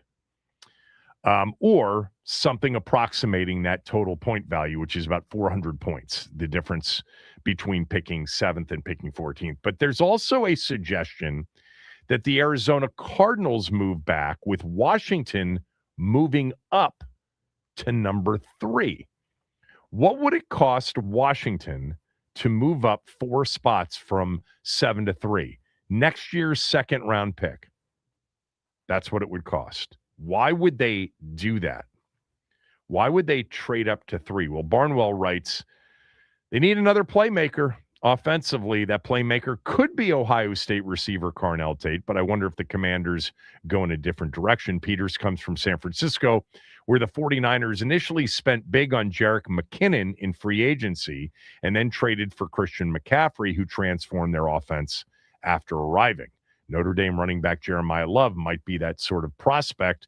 The Commanders have generally avoided investing heavily at running back, but Love could be the sort of player that convinces them to go in a different direction. The Titans have been popularly linked to Love at number 4. The Giants were reportedly also in the running back market. So if they don't want to wait until 7, they got to go to 3. Man, that would really be for me. Not that the player might not work out. The player might work out. I think it's too high at 7. We've talked about this, adding even having the best of running backs doesn't necessarily give you what a wide receiver gives you, what a pass rusher gives you, certainly not what a quarterback gives you. But if we're talking about playmakers, wide receivers give you a lot more, not just in terms of a rookie contract value compared to a running back. They just give you more expected points added. Their EPA numbers are much more significant to the outcome of a game than a running back's number is. So I'm not going up to 3 for Jeremiah Love. I'm not taking Jeremiah Love at 7. And I am not discounting the possibility that Jeremiah Love turns into a really, really good running back. I just think that is a high-risk move. Like, you are basically betting that he's going to become the best running back in the league or one of the 2 or 3 best in the league. Again, these are hypotheticals for Barnwell. I don't expect that. I don't expect Washington to move up to take Jeremiah Love. But that'd create a lot of conversation on the night of April 23rd and the morning and early afternoon of April 24th. Something that my last guest, Mike Renner, just said, it sticks with me, man. Ruben Bain is a monster as a player. He was as a college player. Man, those arms being so short are going to cost him a lot of draft spots. But that's one of those where if you just watch the tape, just pull up a Ruben Bain highlight reel on YouTube, you're like, he's got to be the best player in the draft. I mean, and he did it against unbelievable talent, especially in this year's playoff run. I mean, part of me actually believes that Ruben Bain might end up being one day the best player to come out of the 2026 draft. We'll see. those short arms, teams do not want to draft those for that particular position. Ben Standig will join us next.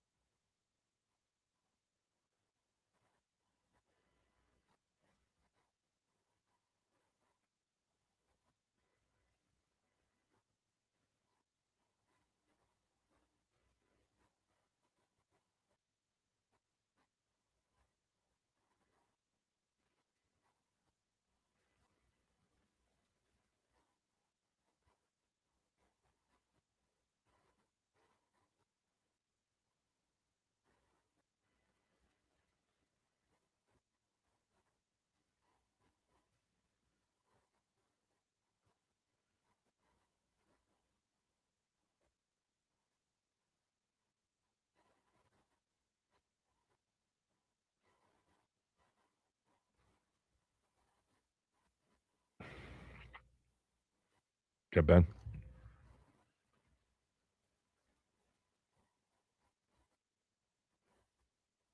Ben Standing's with us, as he is every Monday. Last Man Standing at Substack. You can get a link to it. I just tweeted it out, but you can get it at Ben Standing on X as well. Ben has just completed his 7-round mock draft. 7 rounds. What's the biggest challenge of doing a 7-round mock draft? Well, look, let's be realistic. I'm not exactly breaking down tape on some 7th-round cornerback. It's honestly what I really enjoy these, because it's a you try to figure out, okay, here's the team needs, what players are potentially in that range, which how does that work? But in a draft where they only have 2 picks in the top 100, the later picks really are far less interesting, because now they represent like more than half of the board, and that's not, who the hell knows? Nobody knows. So that's the challenge this year in particular. Yeah, I mean, you had and you have them selecting Sonny Styles at number 7 overall. You and I talked about Styles on Friday's show, and then after that, it's about best player on the board, but best player on the board really when you get to night 2 and day 3 for need positions. I mean, I don't see them taking a quarterback in round 3 or a left tackle in round 3. We'll just mention your third round selection, and then everybody can subscribe to your Substack to get the rest of it. But tell me about Ted Hurst, the wide receiver from Georgia State, and why you mocked him to Washington at number 71 overall. Yeah, he's a 6'4" receiver who runs in the 4.4s. The Georgia State, not exactly a power conference program. So, teams are going to have to, assess how does his production got over 1,000 yards this year? How does that translate against higher quality opponents? But he's somebody that just has intrigued me the more I've dug into him. And I happened to, yesterday I was actually hosting on the other station there with you. And I had on Greg Cosell from NFL Films, and I just said to him, hey, who's a day 2 receiver that you just like? And this is the guy that he also went with. I think he knew nothing about him, but he put on the tape and was just really impressed by what he saw across the board with this guy. So, to me, one reason I'm like sort of against is maybe a little strong, but one reason I don't really see why Washington should take a receiver at 7 is that the board seems to suggest that there will be a bevy of options for them at 71 if they keep that pick. So right. Whether it's Hurst or, Malachi Fields from Notre Dame or, a bunch of other guys that you could potentially pick from, they'll have options. And, if Carnell Tate was more of a Jamar Chase type level of talent, that'd be one thing. But since he's not, and neither is Mekhi Lemon, I think you can wait. And a guy like Ted Hurst, to me, seems pretty interesting there. I don't know if you saw this. I'm assuming you did. The Mike Sando kind of executives, reacting to NFL free agency after the first month, and lots of quotes in there on everybody's free agency class. And there was this one quote from a team exec in the NFL about Washington's free agency class. Quote, "They are making a bunch of revolving door moves this year, which looks like a panic to me," closed quote. Does anything they did over the last 30 days speak to panicking to you? Well, ironically, we talked about this during the coordinator searches, right? That it felt to me like you could maybe make a little bit of argument about that in the way that they kind of went about and hired Blau and Durante Jones without knowing, where they were on those guys from the beginning. That became apparent quickly that they weren't going to be able to get to maybe more well-established names if they were interested, because there's a, fear on the street that, if another sub 500 year Dan Quinn could be in some trouble. I didn't get that sense as much in free agency. I mean, I guess you could say the fact that they obviously got Oweh, 4 for 100, but they also made big moves to try to get Alec Pierce. They were supposedly in the mix for Tyler Lindenbaum, obviously Romeo Dobbs. So it's a little bit odd, I guess. They went hardcore for some guys at the top, like somewhat indiscriminately, it felt like a little bit. But I don't know. Broadly, I did not think that their moves were panic. I thought they were largely logical. They got the positions they needed. They didn't overspend for what they didn't need. When they didn't get some of those top targets, they didn't just then, I keep using this analogy, but like they didn't do what the Wizards did in 2016 when they didn't get Al Horford. They just gave Jan Mahimi and Andrew Nicholson a bunch of money. Yeah. So like it felt like they had a plan. They stuck to it. It's just that plan involved guys at the very tippy top. So it's sort of, I could maybe get why you'd think that, but I feel like a little panicky, but broadly, I don't think so at all. Do you know last year, the Patriots added 17 new players through free agency? 17. Mm-hmm. But their top 8 or 9 almost mirror what Washington did contractually. Milton Williams was the only 4-year deal they did. It was for $104 million, $26 million a year, 63 guaranteed. Stephon Diggs, Carlton Davis, Landry, and Spillane were all 3-year deals. And then there were a bunch of, a few 2 years, and then everything else was a 1-year deal. I mean, I think they had 11 1-year deals. Last year, I think, I may be wrong about this, and somebody may give me another example, but I remember something was written about just how successful Seattle and New England, the two Super Bowl teams, were in free agency last year in filling a lot of holes with upgrades. Even if the players didn't turn into superstars, they were upgrades from what they had. And really, not even Milton Williams was necessarily a superstar for them last year. But it's kind of the way it's happening now, because the superstars aren't available in free agency more often than not. It's, 1 or 2 multi-year deals and then a lot of short-term deals. Yeah, no, for sure. In terms of New England, I know you and I have had that conversation about, like, did Washington go for it last year with Laramie Tunsil and Debo, and like that whole what does go for it mean? New England, to me, even nobody viewed them as a go for it team because they were coming off of such a lousy year, where like Washington, got Jaden and went all the way to the NFC Championship game. New England spent more money in free agency than any team had. They made a ton of moves. Now, obviously, look what happened. They made it all the way to the Super Bowl. But, I think the key in free agency is we focus on the individual name. Wow, they got so-and-so. I don't think that matters. I think what matters is, do you know who you are as a team? What is your scheme? What are you actually looking for? And then finding the players that fit. When the Eagles signed Zach Bond a couple of years ago, that was just a move that would not probably didn't even get attention outside of more than like 2 minutes on Philadelphia radio. And yet, but Fangio knew he was a middle linebacker.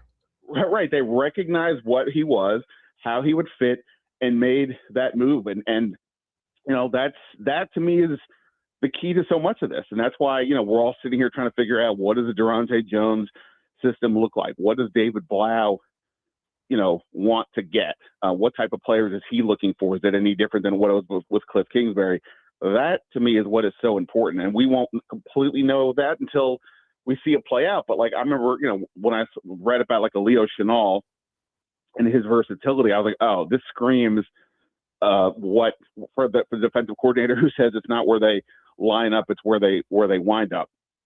And so I think that is the key to so much of what goes on. It's not necessarily the money you spend. That's not the headlines you generate. It is what's the fit. And I think that's a test that teams often fail, but I think that is probably the key to the ones that succeed, even though everybody says free agency is not where you want to build your team, but it can be, again, if you know what you're looking for. Yeah, I mean, I think panic is, just spending wildly and overspending the market on more than, multiple players, or to me, what really speaks to, aggressive, true aggression is, multiple trades in an offseason, which is what Washington did last year. Trading for Lattimore, Tunsil, Debo, because it's not just money. It's also future picks. And they haven't done that this year, but they haven't had the ammo to do that this year. By the way, just to go back to more somewhat recent history, when the Commanders made a play for Russell Wilson and then didn't get it, and then within like 48 hours or so traded for Carson Wentz, independent of what happened, that was a panic. That's panic. Yes. That was panic. Yeah.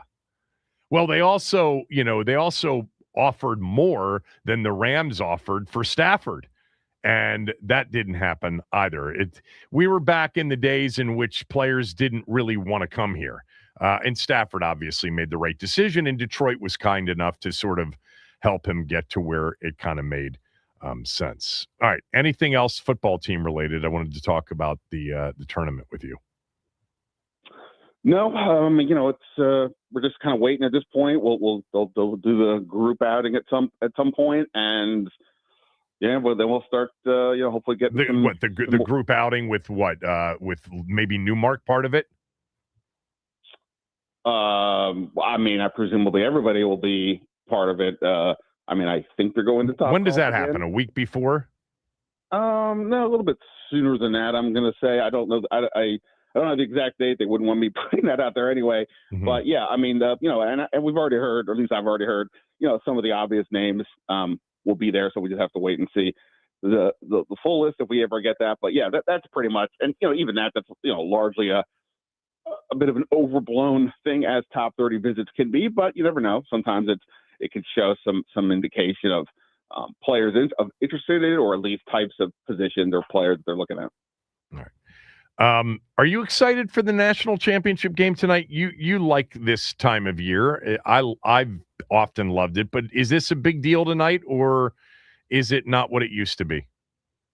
Well, I mean, for me, it is definitely not what it used to be. I mean, college basketball is just not even close to what it was. I do appreciate the fact that, Connecticut, I mean, it is remarkable. I was sort of doing the math the other day. Like, since 1980, if we accept that UCLA is the best program still in the history of college basketball, but everything they did, essentially, they only won one national title post 1980. And if I said to you, who was the best program since then? I mean, Duke, Carolina, Kentucky, they're probably the ones that for a lot of people come up. Connecticut has won as many titles. I think they've won as many or more than everybody else. They've had the same amount of Final Fours as Carolina. And if they win tonight, it's undeniable that they are the best program. So I think to that extent, it's just a remarkable thing, because I still, on some weird level, don't think Connecticut is viewed as like a blue blood situation, because it's kind of come out of nowhere. But 3 different coaches, it's crazy. That said, it seems to me, from what I've noticed, that Michigan, from start to finish this year, has probably been the best team in the sport. There was that stretch really early in the year where they won like multiple games in a row by like 30 points, and some sort of record for amount of consecutive games winning by ridiculous amounts. And the other night, their best player basically doesn't play in the first half, and they just smoked Arizona regardless. So, and Dusty May, a guy that comes out of Florida Atlantic, wildly impressive run for them. So no, it does not equate anywhere close to what I felt as somebody from the 80s and the 90s and the 2000s about the sport. But at least it's a compelling matchup here. And with Connecticut in play, there's a bit of history involved for sure. What did you say about Carolina and Duke in Final Fours? I think Connecticut and Carolina are tied for the most Final Fours since 1980. Since 1980? Nah, that can't possibly be right. I don't know. I thought I looked it up. Maybe I'm wrong. Connecticut has won more titles than Duke, and since 1980, UConn's got 8 Final Fours and 6 titles. Trying to get a 7th tonight. Carolina's got 21 Final Four appearances, and 3, 6, 9, 12, 14 have been since 80. Duke's got 18. Right. Well, they're second, and almost all of theirs are post 1980. 14 of them. Yeah. And Kentucky's been in the Final Four a lot more. But here's the thing that is true. Since 2000, this century, UConn is the blue blood of the 21st century. I mean, they've got 5 titles going for 6 in this century alone. That's insane. And with 3 different coaches, Calhoun, Ollie, and now Hurley going for his 3rd. Yeah, that's crazy. I think about UConn like prior to 2000. They had a couple of really good teams with Calhoun in the early 90s. They had a team that made it to the Elite 8 and lost to Duke. One of the other Leitner NCAA tournament buzzer beater was against UConn in the Elite 8 in 1990. I'm going to guess that was their first Final Four. UConn didn't make a Final Four till 99. That was their first Elite 8. So UConn really wasn't a program of note, even in the Big East. Like, think about the Big East early days. UConn was like a gimme win, for Georgetown and Syracuse and St. John's and Villanova.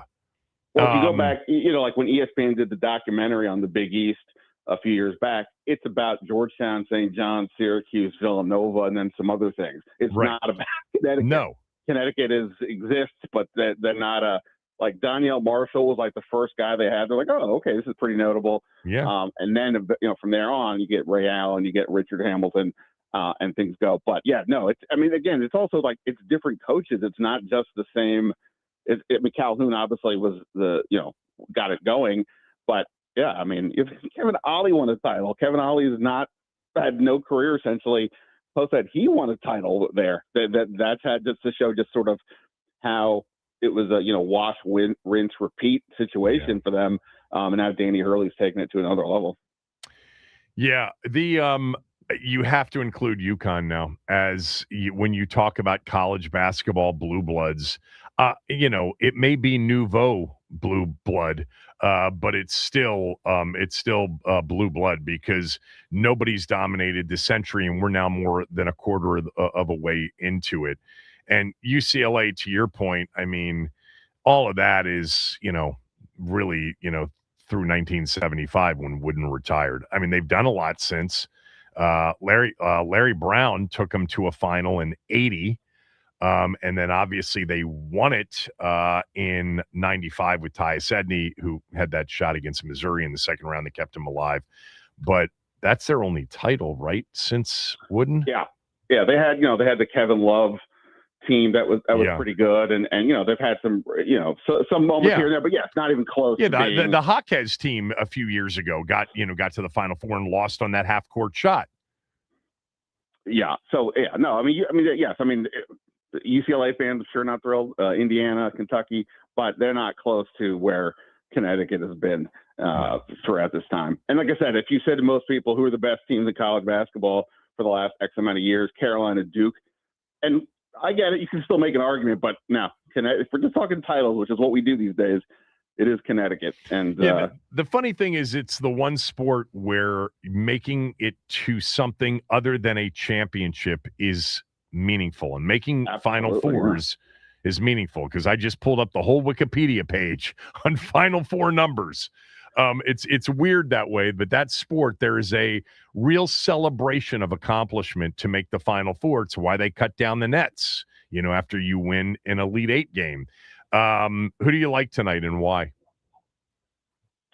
It is hard to say that Danny Hurley's team isn't going to win, but Michigan, like I said, they've just been dominating everybody. And again, I'm not, we see Connecticut pull out miracles this tournament, and they handled Illinois pretty easily. But yeah, it just feels like Michigan, their talent level, the way they play. Again, it's been a start to finish run for them. So yeah, I'll go Michigan. Maybe not a blowout or anything, but Michigan, I would pick tonight. Mm-hmm. And by the way, in terms of like the historic thing, if Connecticut does win, Danny Hurley, 3 out of 4 years? Maybe he still needs to, from his pure historic level, maybe he needs to keep going, coaching a bit more. But already the resume is such that we can put him in the discussion with almost anybody you want outside of Wooden and be like, yeah, look at this guy. Yeah, if Hurley wins tonight, and he's got 3 titles in 4 years, we're talking. I'm looking at Krzyzewski's best run. 91, 92 back-to-back, and he was in the 90 final. He was in the 94 final. He was in the 99 final. He was in the 01 final. But just 90 to 99, he was in 5 finals. So, and won 2. We go. I'm not putting Hurley in front of Wooden, Krzyzewski, or Dean Smith, and probably not Bobby Knight in terms of just great coaches. But he's right there. He's right. He's the first name on the list that follows, with Izzo and yeah. Yeah, no, if I guess that's what I'm saying. Like, if he needs to go another 10 years, still have some remarkable teams. But even if he doesn't win a title and they pop into a Final Four a few times, he has already done enough that when that conversation happens in 10, 20 years, he is part of that conversation. I'm with you. Nobody's going to pass Wooden. I get Krzyzewski and Dean Smith, but I'm just saying he's already put himself in that discussion with with the legends. And by the way, like going back to like Georgetown days with the Patrick Ewing era, like they made the finals 3 out of 4 years. They won it once. Unbelievable run. It obviously put Georgetown on the map, but they only won the one, and then they never really, they never got back again. They didn't get a Final Four again until JT3 many years later. So like that, nobody was a bigger deal than Georgetown at that moment, and it just unfortunately wasn't sustainable at that level. Connecticut keeps going, and this one coach in particular, again, if they win 3 out of 4, that's crazy. I mean, just looking, Jay Wright in Villanova won in 16 and 18, 2 out of 3, and they were back in the Final Four in 2022. And remember, there was no tournament in 2020, and they were really good. So Jay Wright had this kind of a run, and who knows what 2020 would have produced. And look, anybody that knows anything about basketball can watch Danny Hurley's teams play and know that it's not about him getting every single 5-star and every single great player out of the portal. He is a great basketball coach, really, really good basketball coach. You and I grew up watching, from college basketball in the 80s and 90s. If I had told young Kevin Sheehan that Danny Hurley would have the greater college basketball legacy than his brother, that would have been, yeah, right, Ben, stop, get off the crack. What are you talking about? That's impossible. And yet it's not even close. As great as Bobby Hurley was as a player, lots of guys are really good point guards. This is a whole other level. Yeah, and Danny Hurley's story, before, going into that first Final Four when they won the title against Florida Atlantic a few years ago, a lot of people didn't know his story. They just thought this guy's insane on the sideline. The father's one of the greatest high school coaches in history. This was a basketball family. But Danny Hurley went to Seton Hall and was younger than Bobby. Bobby had won back-to-back national championships, and Danny Hurley went to Seton Hall to play there and had a lot of issues personally, not with respect to some of the stuff you think about now, but he suffered from depression. He had a drinking problem, had anxiety issues, all before those things were like discussed in the context of mental health. He needs somebody to help him. He needed somebody to help him. Eventually he did get help, but it was tougher back then. His brother's, success, his father's success, playing under PJ Carlissimo at Seton Hall. And he had, a lot of issues, and he left school. And then finally came back and had good years, and then started his process of being a coach, and it started with his dad, at St. Anthony's. He went to work for his dad, and his dad, I think got sick and had something, and Danny had to take the team over. And his dad knew then, oh my God, he's going to be the coach here. He's the guy. And I remember him at Rhode Island. He had some tough teams, at Rhode Island when he was there, but he was still considered by a lot of coaches in the business as good coach, but nuts, certifiably nuts. Did you see? I just learned this the other, this weekend. I guess Danny Hurley wrote a book that came out late in 2025. And in the book, he reveals that before he took the Connecticut job, he thought he was going to Georgetown, because this was right after they moved on from JT3, before they hired Patrick Ewing. And Georgetown people believe that. Yeah, he first thought he was going to St. John's, but then St. John's went with Chris Mullen. Okay. So then he said he gets a call from somebody at Georgetown, he doesn't say who, and says, hey, be prepared for us to call you and say, we want you. And then like a day or two later, they hire Patrick Ewing. And I remember I wrote back then, Danny, go hire Danny Hurley. I'm not saying I predicted this. Yeah. But go hire that guy. And obviously that didn't happen. All right. Thanks. Appreciate it. I'll talk to you end of the week. Actually, I won't. I'm off the end of the week. I'll talk to you soon, though. Look at you, fancy guy. All right. Bye. Ben Standig, everybody, at Ben Standig. Speaking of the tournament and college basketball, the Sporting News is 140 years old, and they put out their all-time first team, second team, third team college basketball player list. I have a major bone to pick with it. It has nothing to do with Maryland. That's next.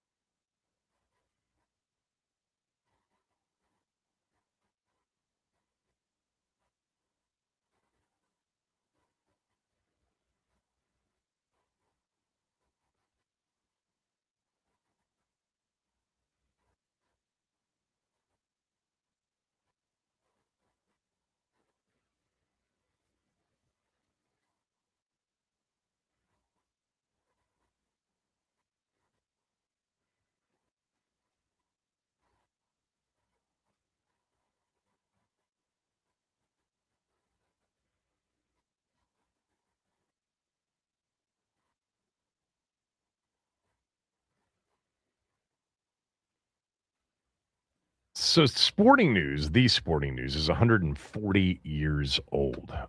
Pretty amazing. And in honor of that birthday, and before the NCAA tournament's Final Four, they put out late last week their all-time college basketball top 15 players in the form of a first team, a second team, and a third team. Like any of these things, they'll always be debated in terms of the guys that were left off the list for starters or put on the list. And then, which team players were on. I can just tell you that in my college basketball lifetime, the best player that I ever saw play in college was David Thompson at NC State. He is on the first team, and they list these based on votes, I think. Kareem is number one, and he's considered the greatest college player of all time. He was Lou Alcindor at the time. Number two was Oscar Robertson, Cincinnati. Bill Walton's 3, David Thompson's 4, and Bill Russell played at San Francisco. So I'll just tell you, I remember Walton at the very end, and I remember David Thompson. I didn't see any of the other 3 play college. Walton would have definitely been right there with Thompson.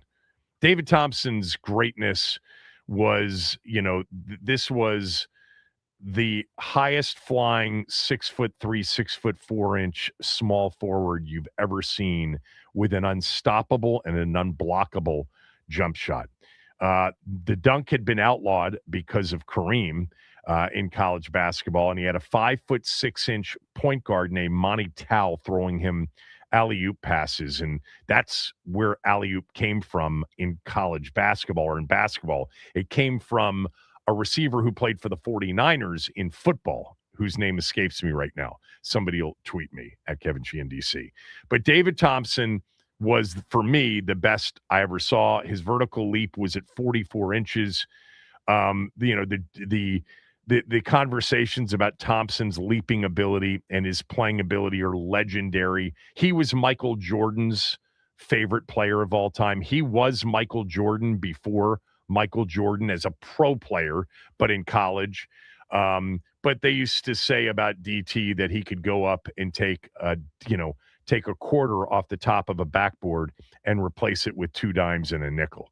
He actually hit his head on the top of the backboard in an NCAA tournament game against Pittsburgh, landed hard, and was ruled out of the rest of that game. But, came back with like a wrap around his head.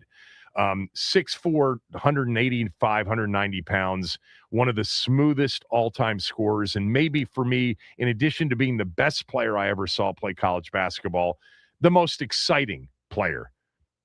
He was something that no one had ever seen before. But I have no problem with the top 5. I've heard all the stories about Alcindor at UCLA, Oscar at Cincinnati. Walton was sensational at UCLA, and Bill Russell at San Francisco. The second team starts with Pete Maravich. I mean, how can you leave a guy who averaged 44.2 points per game in college with no three-point play, no three-point shot? Now, his teams did not necessarily win with him there, but he headed up the second team, followed by the Big E, Elvin Hayes, who at Houston averaged 31 points, 17 rebounds, and shot 53.6% from the floor. He was the player of the year in 68 by Sporting News. And the famous game in 1969 at the Houston Astrodome, the game that people say really made college basketball a relevant sport, is when he and Houston ended Lou Alcindor's and UCLA's winning streak. They later lost to UCLA in the Final Four, but the Big E is the second player on the second team, followed by Larry Bird. Yeah, Bird was unbelievable. And then Patrick Ewing is on the second team as well, along with, so it's Maravich, Elvin Hayes, Larry Bird, Patrick Ewing, and Christian Laettner. I think the first thing I would say about this list is I'd have Laettner a little bit higher, even if it's just higher on the second team. Christian Laettner was a great college basketball player. Obviously one of the all-time great winners in college basketball. Went to the Final Four, not once, not twice, not 3 times, but all 4 years. That Duke team went to the Final Four. They lost in the final game in 1990 and won back-to-back in 91 and 92. And then the third team is led by Danny Manning, unbelievable college basketball player. And here's where you start to get into some, areas of debate. Jay Williams, Duke, Magic Johnson at Michigan State. Boy, the legend around Magic Johnson before that Final Four in 79. Because back then all these games weren't they weren't televised. So you really didn't get to see Magic that much or even Bird that much. You just read about him. And then, the performance that he put on in that 79 Final Four. Remember, they didn't just beat Bird's Indiana State team. They blew them out in the final. And then Michael Jordan's on the third team. And then the last player mentioned is Tyler Hansbrough, North Carolina. So there is one massive whiff on this list. Massive whiff. And then there are 3 others that I think you could easily argue. And it would take maybe people even older than I am to argue 2 of them. Tyler Hansbrough was a great college basketball player. I've talked about how great of a college basketball player he was. He was the player of the year in 2008, averaged 20-9 for his career. He's an NCAA champion in 2009, went to the Final Four in 2008.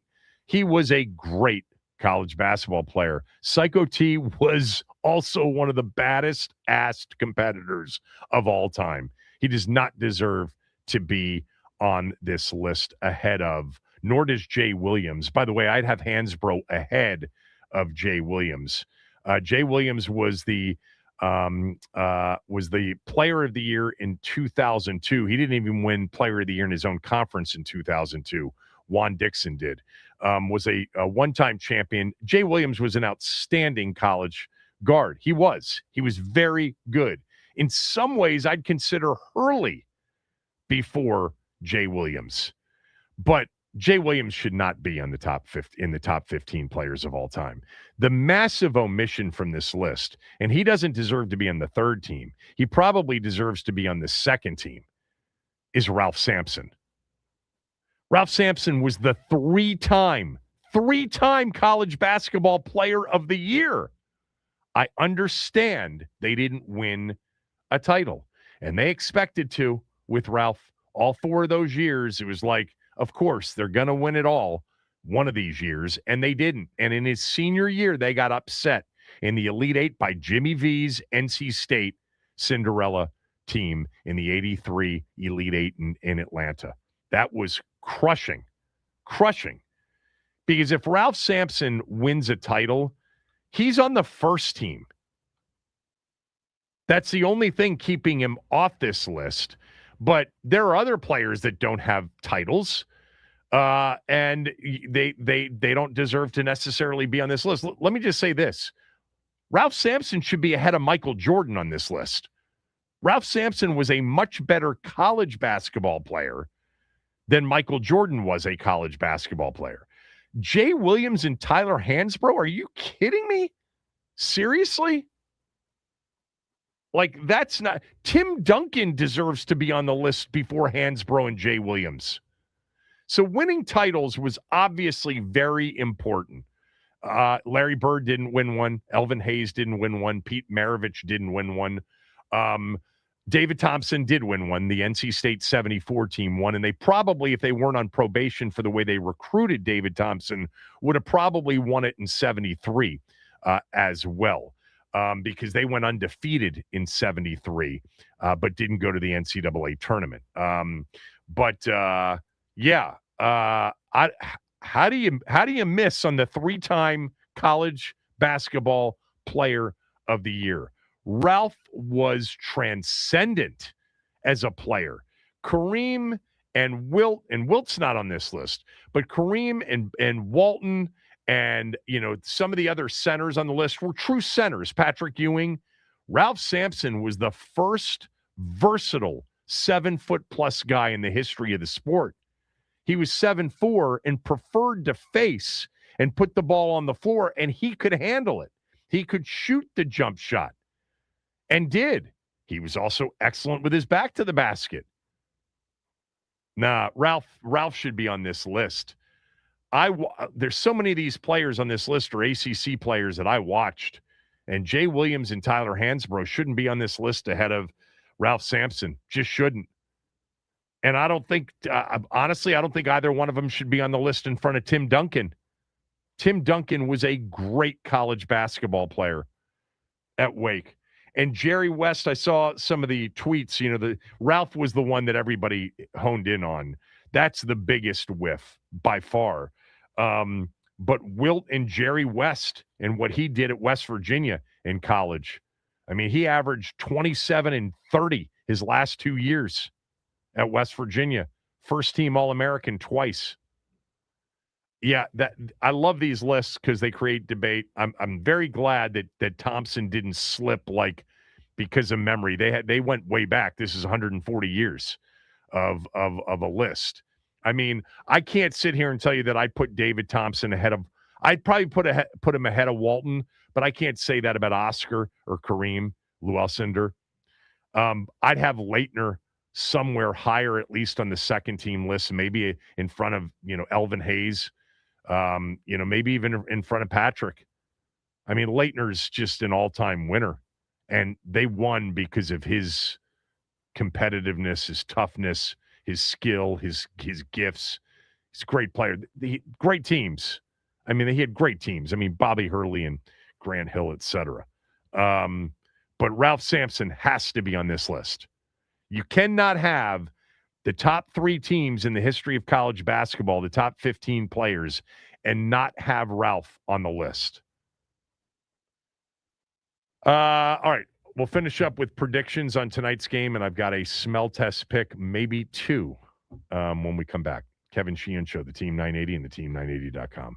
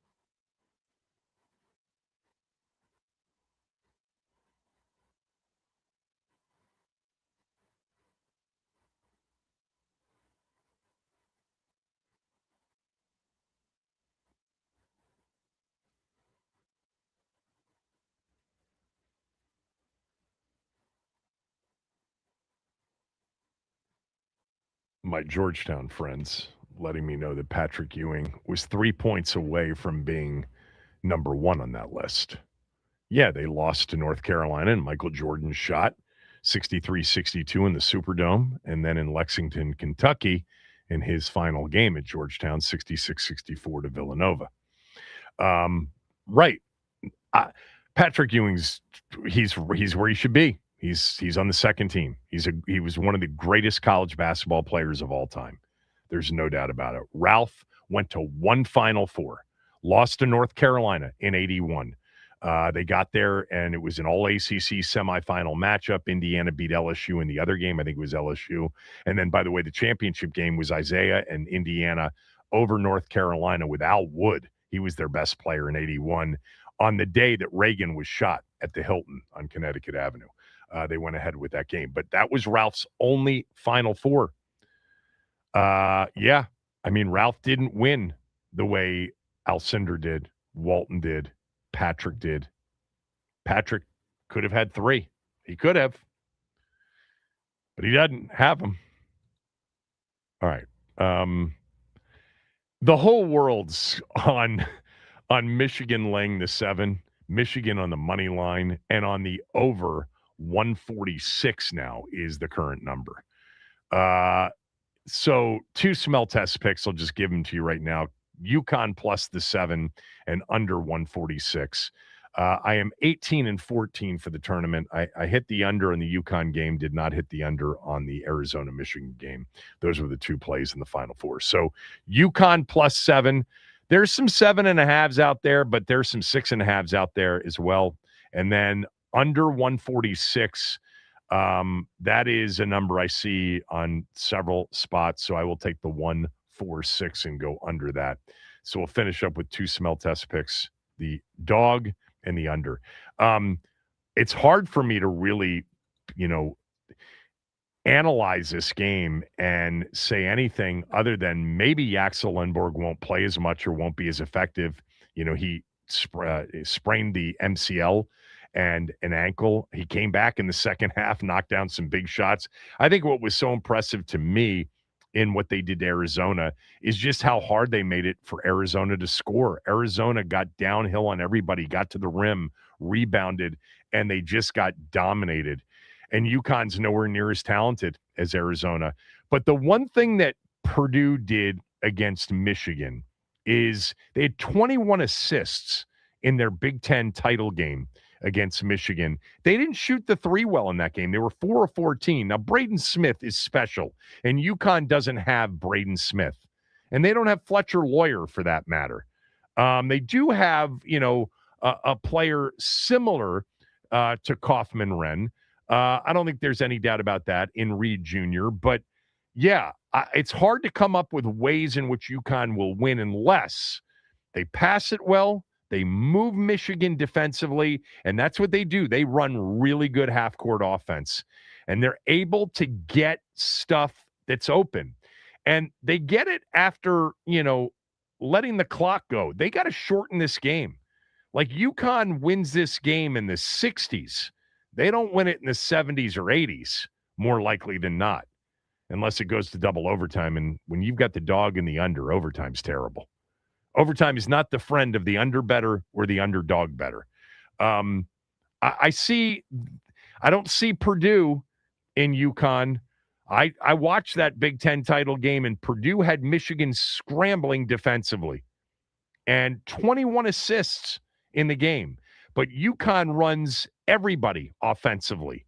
There are 5 people constantly moving. This isn't a 2-man game. This is an ISO ball. It's not what they do. They've got to make Michigan really work on defense, and then they've got to make it pay off with late shot clock buckets. On the other side, look, there's a toughness to UConn. They get up in your grill, and I think that they could make Michigan more uncomfortable in some ways than even Kansas did. But they're just so good, and they can beat you with so many different players. And I think that Mara's the true key. Do they have an answer for him? Do they have an answer on, the constant, pick and roll lobs that the offensive rebounds. This is a UConn has to win it 69-66, something like that. Whereas Michigan wins, 82-66. I'm going to pick Michigan to win the game, but not cover because of the contrarian in me.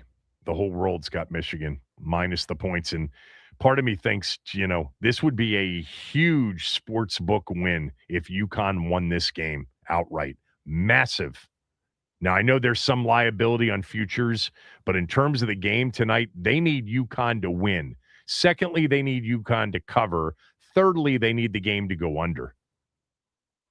I'll go Michigan 70-68 in a great game.